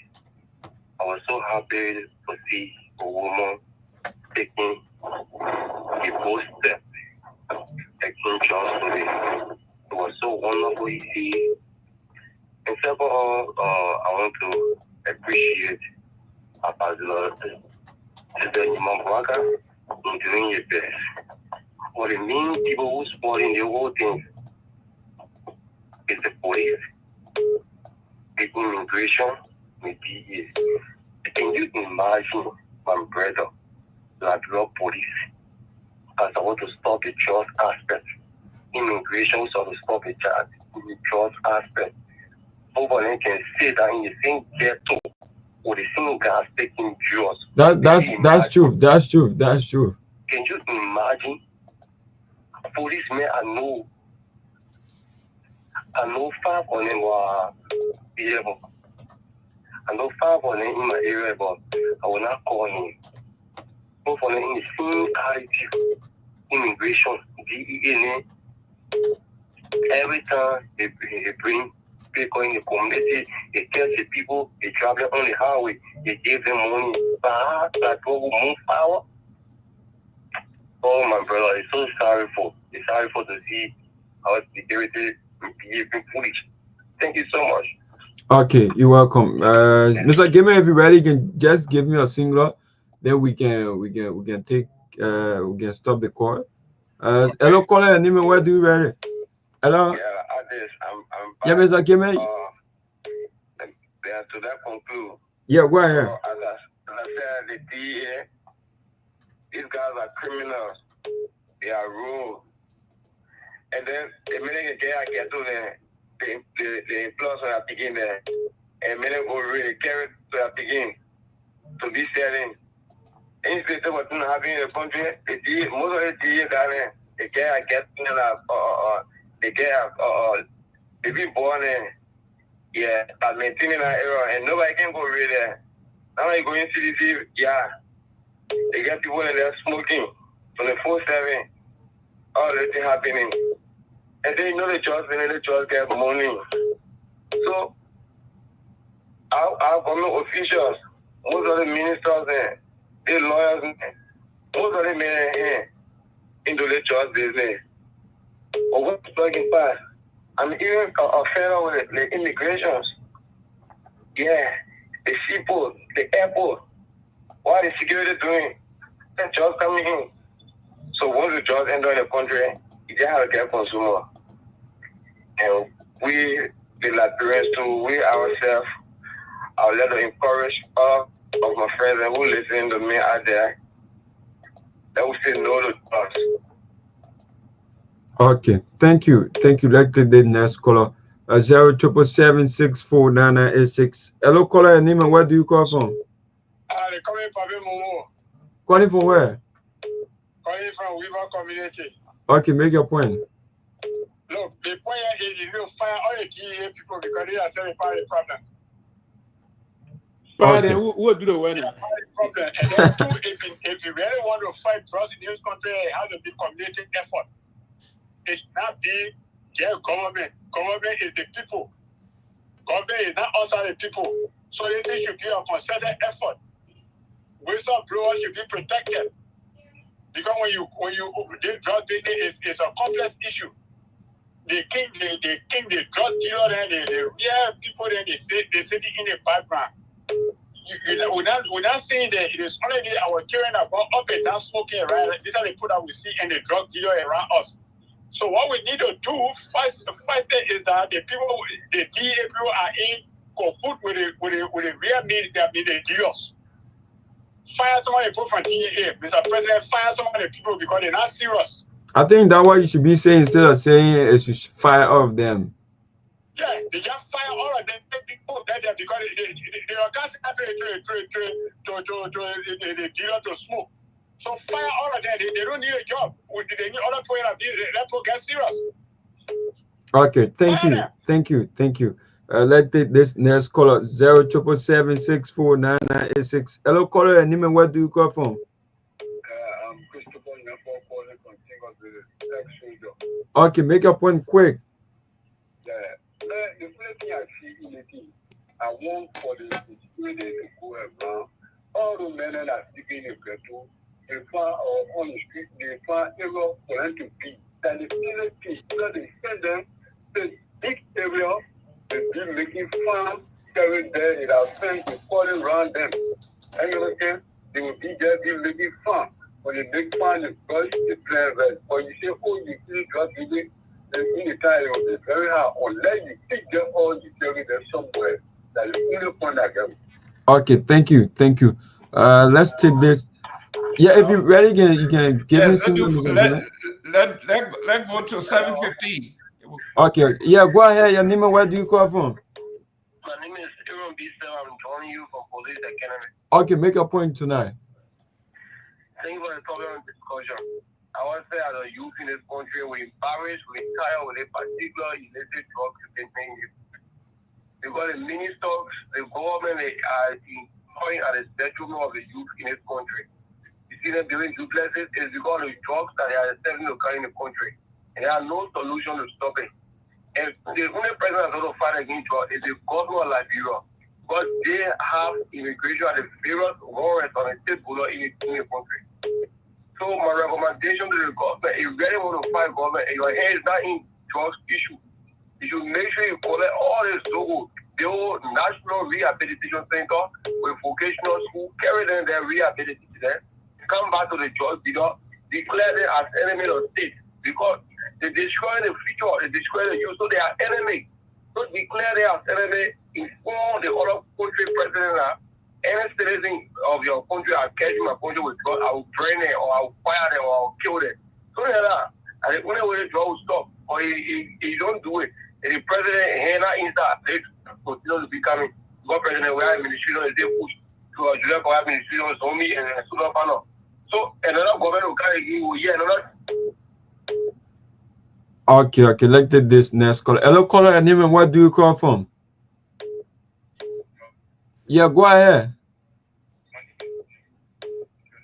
Wow, you are very low. We cannot continue with you. Hello, caller. Yeah, how are you, sir? I'm doing great. Your name and where do you call from?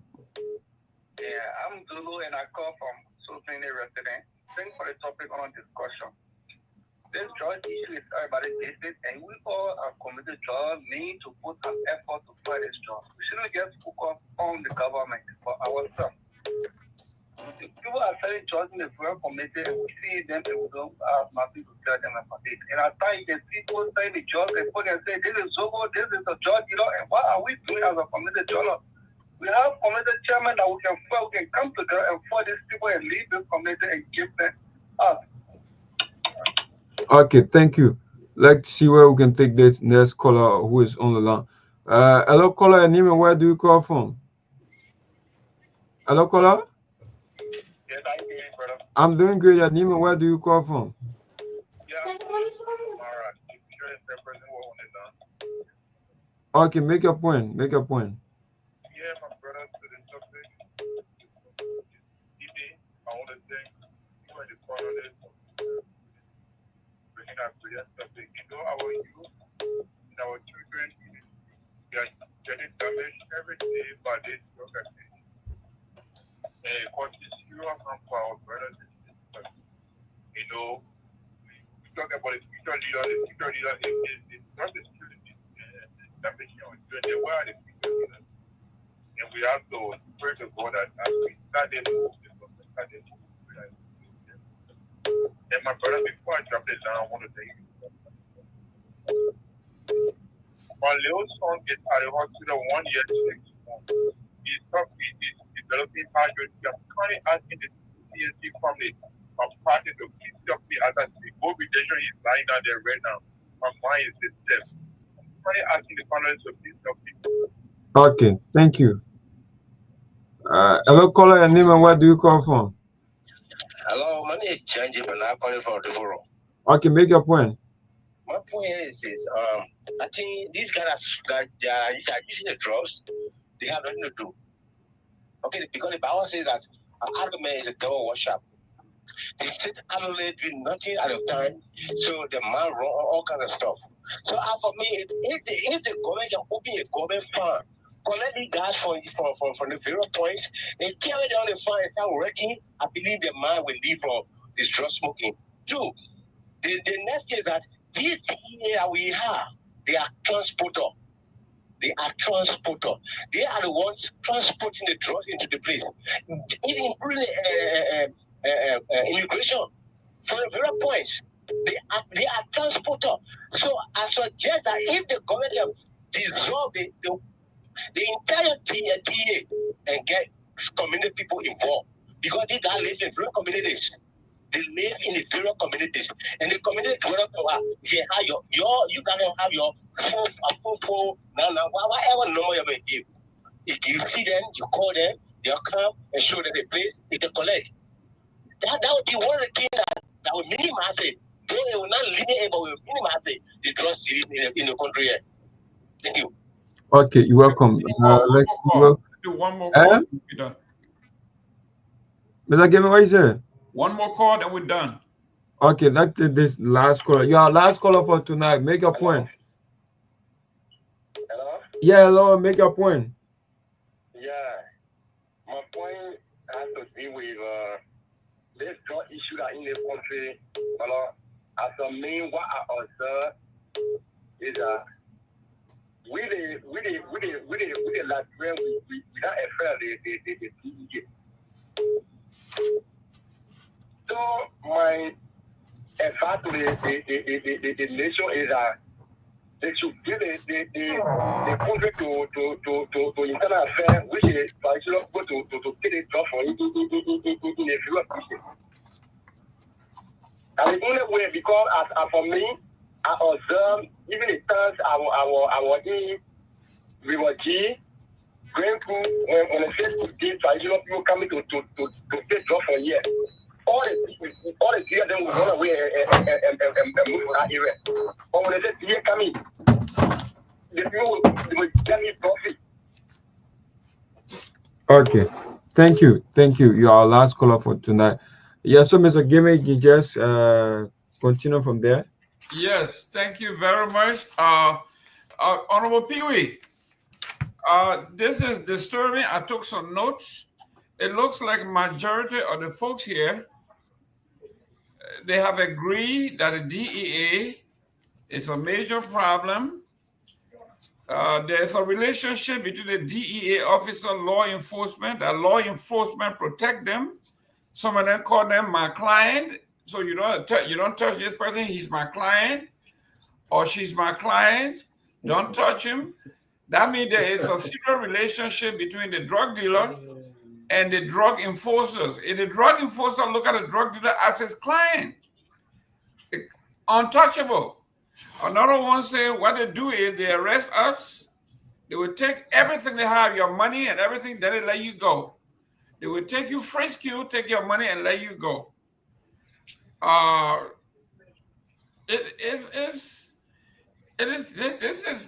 It couldn't be. I thought we could do over almost close to 30 calls, and it looks like everybody agrees the DEA is a major problem in this fight.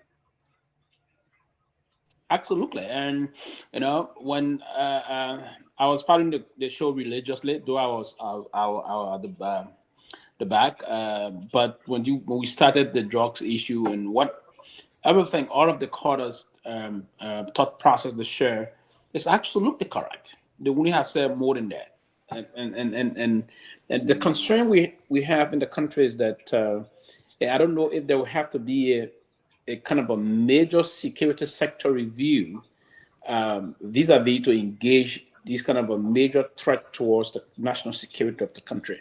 And that's one of the reasons why the country is getting deeply, deeply vulnerable in terms of security, in terms of the viability of the young people. Is a serious problem. And the problem is within the security apparatus of the country.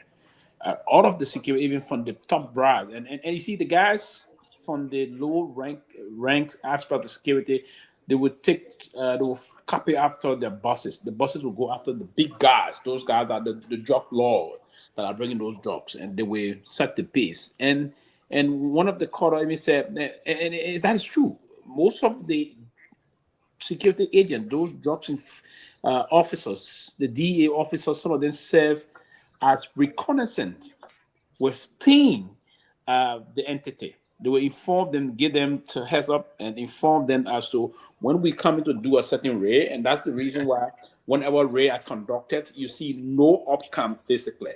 Nothing whatsoever, because there's some big time money making thing. So the guys that those drugs law will engage, tap right within the security apparatus, not only the DEA.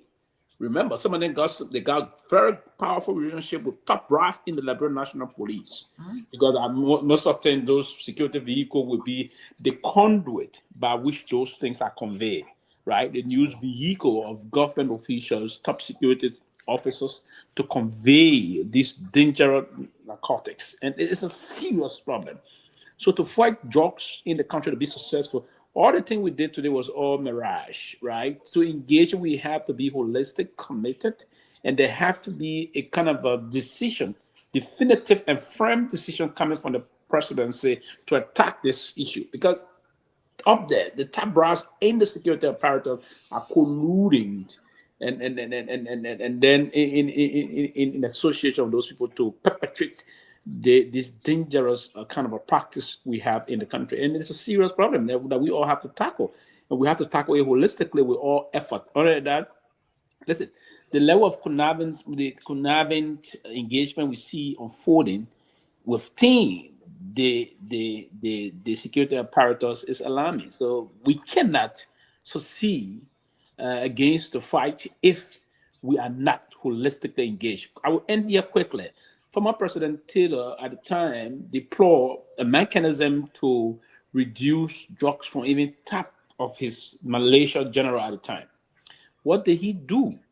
Now, he's a leader that is intentional. So what he did was he empowered the today Yeke Kolba, the today eruptive Yeke Kolba you see today. He empowered Yeke and said Yeke will be with the responsibility to disarm these guys from carrying illegal arms around. If they are not, if they're from the battlefront, they tune in and shouldn't make sure that those that are tuning drugs, Yeke headed that battle. Do you know why Yeke was successful? Yeke was successful because the president mandated Yeke to do it. So Yeke began, and how Yeke came up, right? So we have to see the president instructing the DEA chief, giving him the power to say, hey, if you suspect the government official, arrest the government official, call for in the public. And then if that DEA chief is sincere, by then he will start. If the DEA chief says sincere, clean, most of the officers will learn to be clean, given. Yeah. If he got nobody taking money from that relative to bringing drugs in, and he see himself very clean. And then he set us line. The first officer he will see disrobe him, arrest you, disrobe the person, and file in the court, disgrace them publicly. You'll see most of the officers will stop. But the ordinary officer wouldn't disengage because their bosses are dealing with the law, the drugs law. So this is a long haul we are. I don't see us succeeding if we have those dangerous, unscrupulous elements in the security apparatus that are feeding these things. Mr. Johnny, welcome to the show. Yeah, man. Good evening. Good afternoon, everyone, from where you are. Thank you, Mr. Gayman and Rafael, for taking the show up. I was really glad when I saw you on because you work basically the entire country. You've been to basically every corner of the country. So you have a view that none of us has because you have seen it all. Your take on this? Yeah, I mean, Mr. Gayman, thank you. Are you guys hearing me? Yes. Okay. So, I mean, my approach towards the drug issue is we need to analyze the drugs that are in the country and put them into category. And let's understand the impact of each of these drugs on our society. Say, for example, you got marijuana, they call it weed. You have heroin. You have cocaine. You got kush. You got all the things you're talking about, we're hearing about here, right? Let's look at each of them, their source of manufacturing. How do we have them? For example, in Liberia, the weed or the marijuana is grown here. How do you fight the one that is grown in the ground? How do you fight the one that we call the herd? I know that during my active days working in the various counties, there were a few farms I visited to see people working. And through our casual conversation, I realized that some of the guys on the farm were growing their own weed or marijuana on their farm and those kind of things. And we need to understand what is the effect of marijuana on society. That's one. The second thing is we already know for a fact in Liberia that the population that is largely affected is the youthful population, maybe the age between 10 to 35 or so. Because that's a growing period. That's when their brain is still growing, they are gradually going to be mature. How can we protect those young people from coming in contact with drug? Those are things we should be looking at as a government or as a state. And how can people of that age group access which one the drugs? If somebody is at 10 years old, 12, 13, 14, 15, 16, which one the drug can they access that make it easy for them to access? And how can we cut that link? I mean, this thing takes serious people that will do the drug threat analysis on Liberia. And when you do that analysis, you will see indicators that will guide you as to how you develop your policy or develop your actions to prevent. Firstly, prevent drug and kill drug. Now we have, I see it as a supply and demand situation. Where is it coming from? Who is in charge of our border police? Who is in charge of entry to the country? How can we empower this group? How can we make sure that our agencies responsible for security are effective, efficient, they have necessary logistics to ensure that these things are prevented from coming in the country? Yeah, that's one. So, and to do just like what you were saying, the state, or should I say what the government or the president, who said that this issue is a health emergency. Now, if you attack emergency, that means you must come all out. You must activate all your structures to ensure that this emergency is responded to adequately in a way and manner that you can drastically reduce the drug situation in the country. Another effect, and why I want to go back to the colors. I don't know if the guys still were taking stock of how many calls we received, but when I came on, I tried to take off stock. I think from the time I came on, it's somewhere around 12 to 15 colors that came on. And if you analyze the colors that you are doing, everyone talk about the state security involvement. What that does is that there is no trust. It suggests that there is no trust in the state security by the people for their security. And from a sociological perspective, if the population is showing a sign of distrust, disinfection, and detesting the security, we are all for trouble. That means we are into a real what we call social problem. And if the social problem of drug abuse and drug, no control of drug, then I don't see how Liberia will have a bright future and we're all anticipating. So if we're really serious to have a bright future, we need to make sure we be deliberate, intentional, and really intentional to ensure that we could. And one thing I want to bring up before I close is that we have one area we are working on is the schools. We ensure that all schools, whether public, private, whatever, all schools must have a strong anti-drug inspection program at schools. In addition to that, we have to make sure we include into the curriculum to begin to teach the young people the danger of drug. I believe if we do that, it will begin to help our young people to resist drug if it comes their way. So while that is happening, then the state on the other hand can begin to take drastic actions by providing the necessary logistics, the necessary training, the necessary equipment for the DEA, the police, and all agencies involved will fight against drug.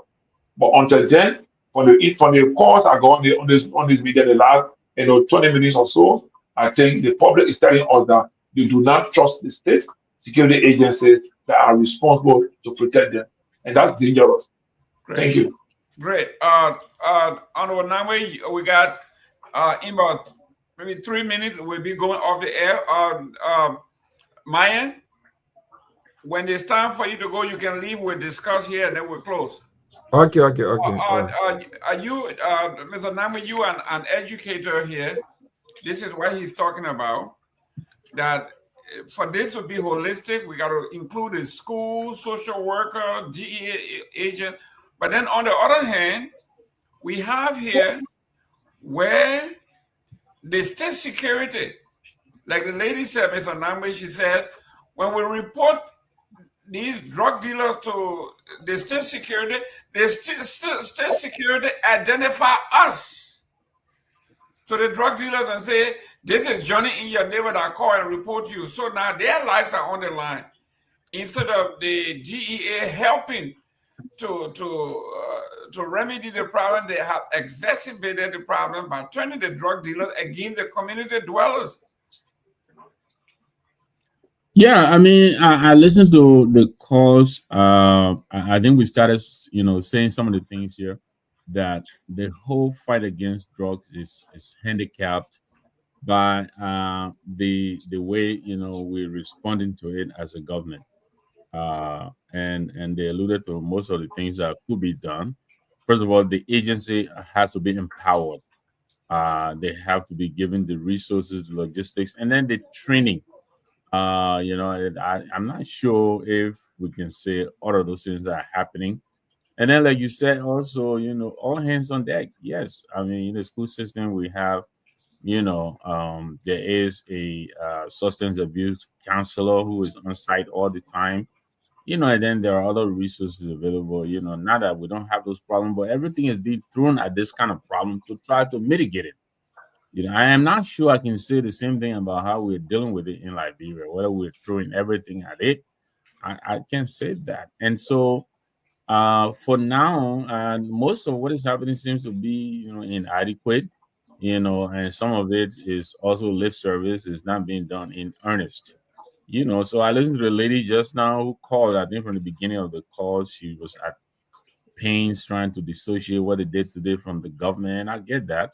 But she can't deny that the government was also in there. We saw the government people, and maybe it's a good thing that the government is also trying to associate themselves with. Maybe this thing will rub off them a little bit and kind of reorient them and bring them towards, finding a solution. But yeah, we're a long ways from resolving this matter.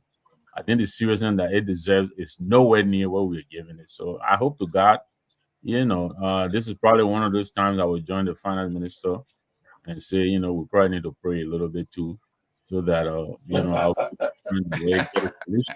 You're gonna knock on heaven. He said you're gonna knock on heaven's door. Knock on heaven's door, right? Say, God, please. And that door is well, gentlemen, we got another show coming up in about 45 minutes.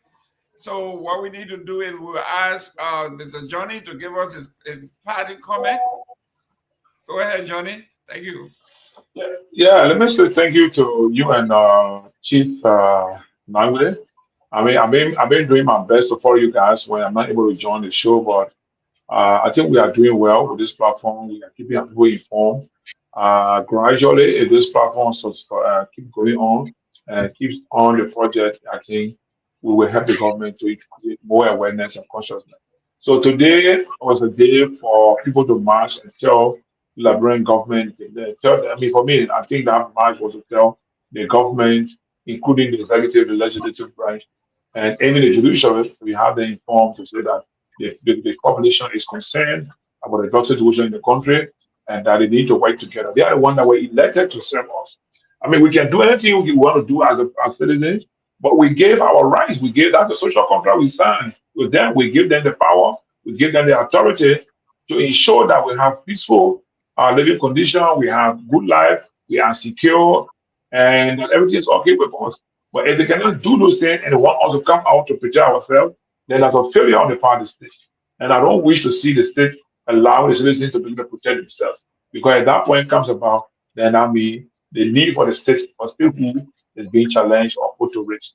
But I'm appealing to President Borkai to try to pay a little bit more attention to the drug issue. It has a serious, serious, impact, negative impact on the population that he want to leave behind. His great grandchildren. I mean, I don't mean his biological great grand, but the great grandchildren of Liberia that you want to send legacy for. That legacy should be to protect them against drug, and then all of us to try our best to make sure that drug is seen as public enemy, and we should fight it with everything that we have. So thank you, and I'm just saying thank you to all our listeners. I'm sorry I joined late, but whenever I join, I try to do my best to provide my insight. Thank you. Thank you for joining, Johnny. And Jerome, before I pass it on to you. No. Listen, I want you to touch them before you go.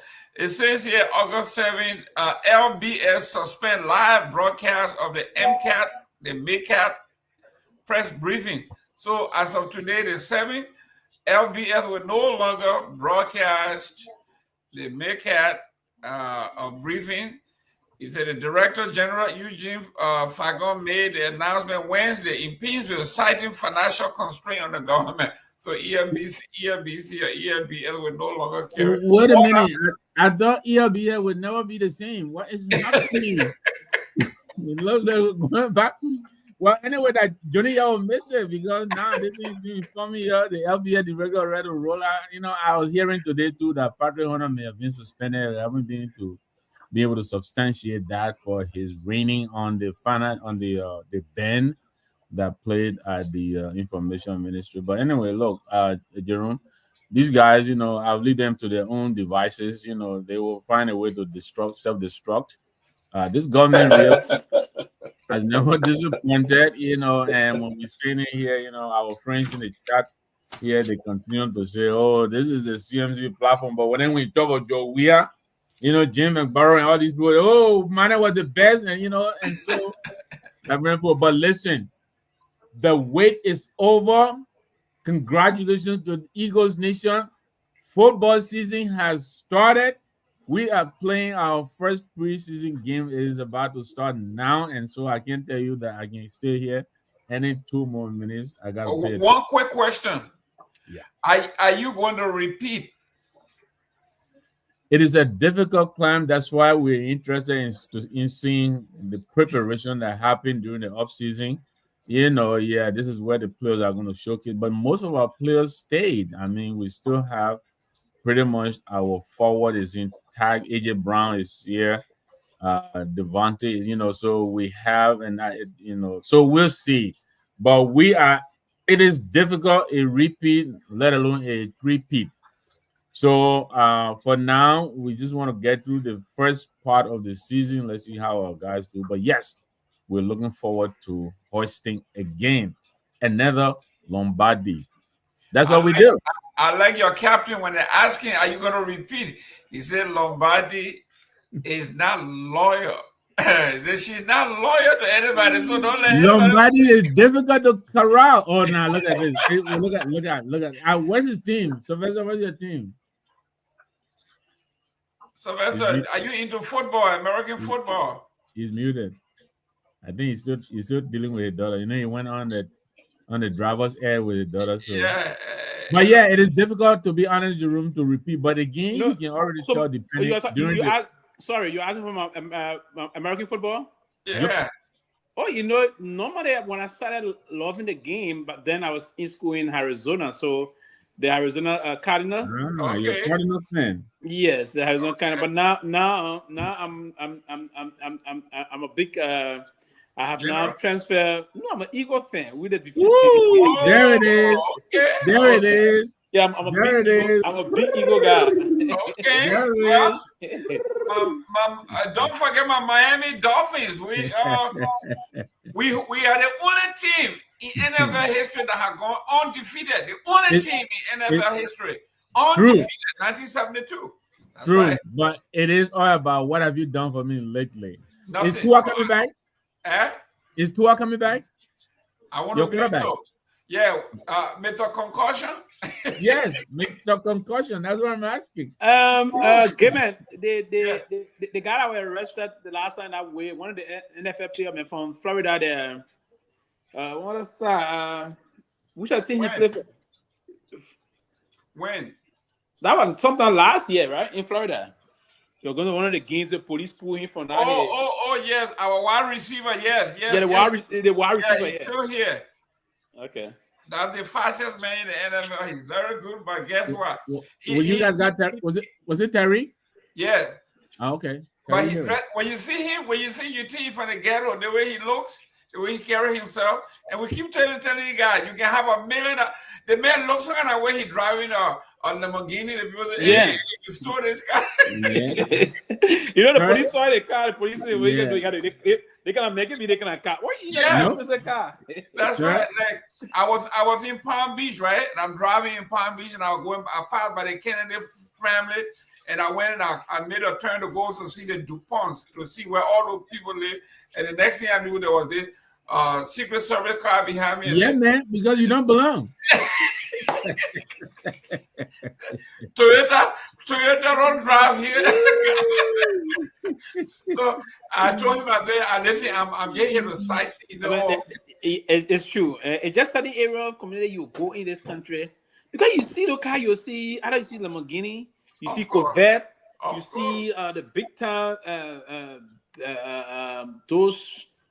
And the Begne Rose, you have to see the Rose kind of thing. Yes. Then you see the recent wagon, the Wagoneer, the Grand Wagoneer. Yeah, you know? yeah. And those Lexus, the Tesla, and all that. Tesla, those expensive Lexus, and all those things. They see a Toyota coming through. Hey, slow down. No. But no, if it is a Toyota, it should be one of those recent expensive Toyota, right? In that era that I was driving, any Toyota that got, they will pull you over on World's Avenue. No, you sure you. And they will nicely come to you, sir. May I help you, sir? No, there are certain Toyota Land Cruiser you take there. The latest one go for $200K. Oh well, the one I'm talking about is my little Toyota. I was driving the man. They kind of crazy. Can I help you? Like I got this lost. guy doesn't belong here. Nope. Yeah, can I help you, sir? No, I would just flash my ID. I said, sir, I'm working with one of these boys. No, he said, no, but even if you're working with those rich boys, you will not stay riding on Twitter, right? Because when you're driving with these food, they give you a pass, right? Yeah. Like the compound you would be in, they give you a pass, and you put it in the front of your car so they know you belong to.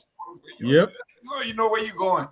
But so I mean, these are the money boys. Exclusive. Exclusive. Yeah. The class system, that's a typical example of a class system. And these are the boys, like most of them got a yacht around Palm Beach. Oh, yeah, man. You're talking about these people, we're talking about lots and lots of money. But the thing that makes them special is that it's generational.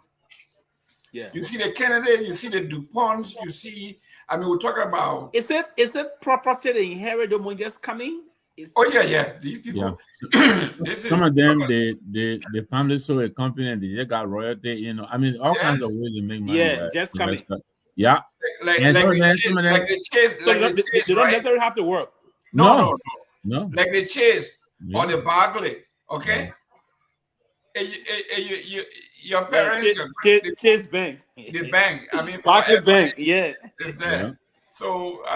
And those are guys who got some of whom here. They got, you know, when it's getting cold, they got homes all over Paris. And I mean, they're all over the place. I learned that from Arizona. Most of them would buy home, and most of the money, I don't know, most of the money boys or money girls, money boys would buy home in Arizona, and that's why certain part of Arizona, like what it was sitting in Arizona, I would call it Scottsdale in Arizona. There where you see all of the celebrities now, big money boys moving over.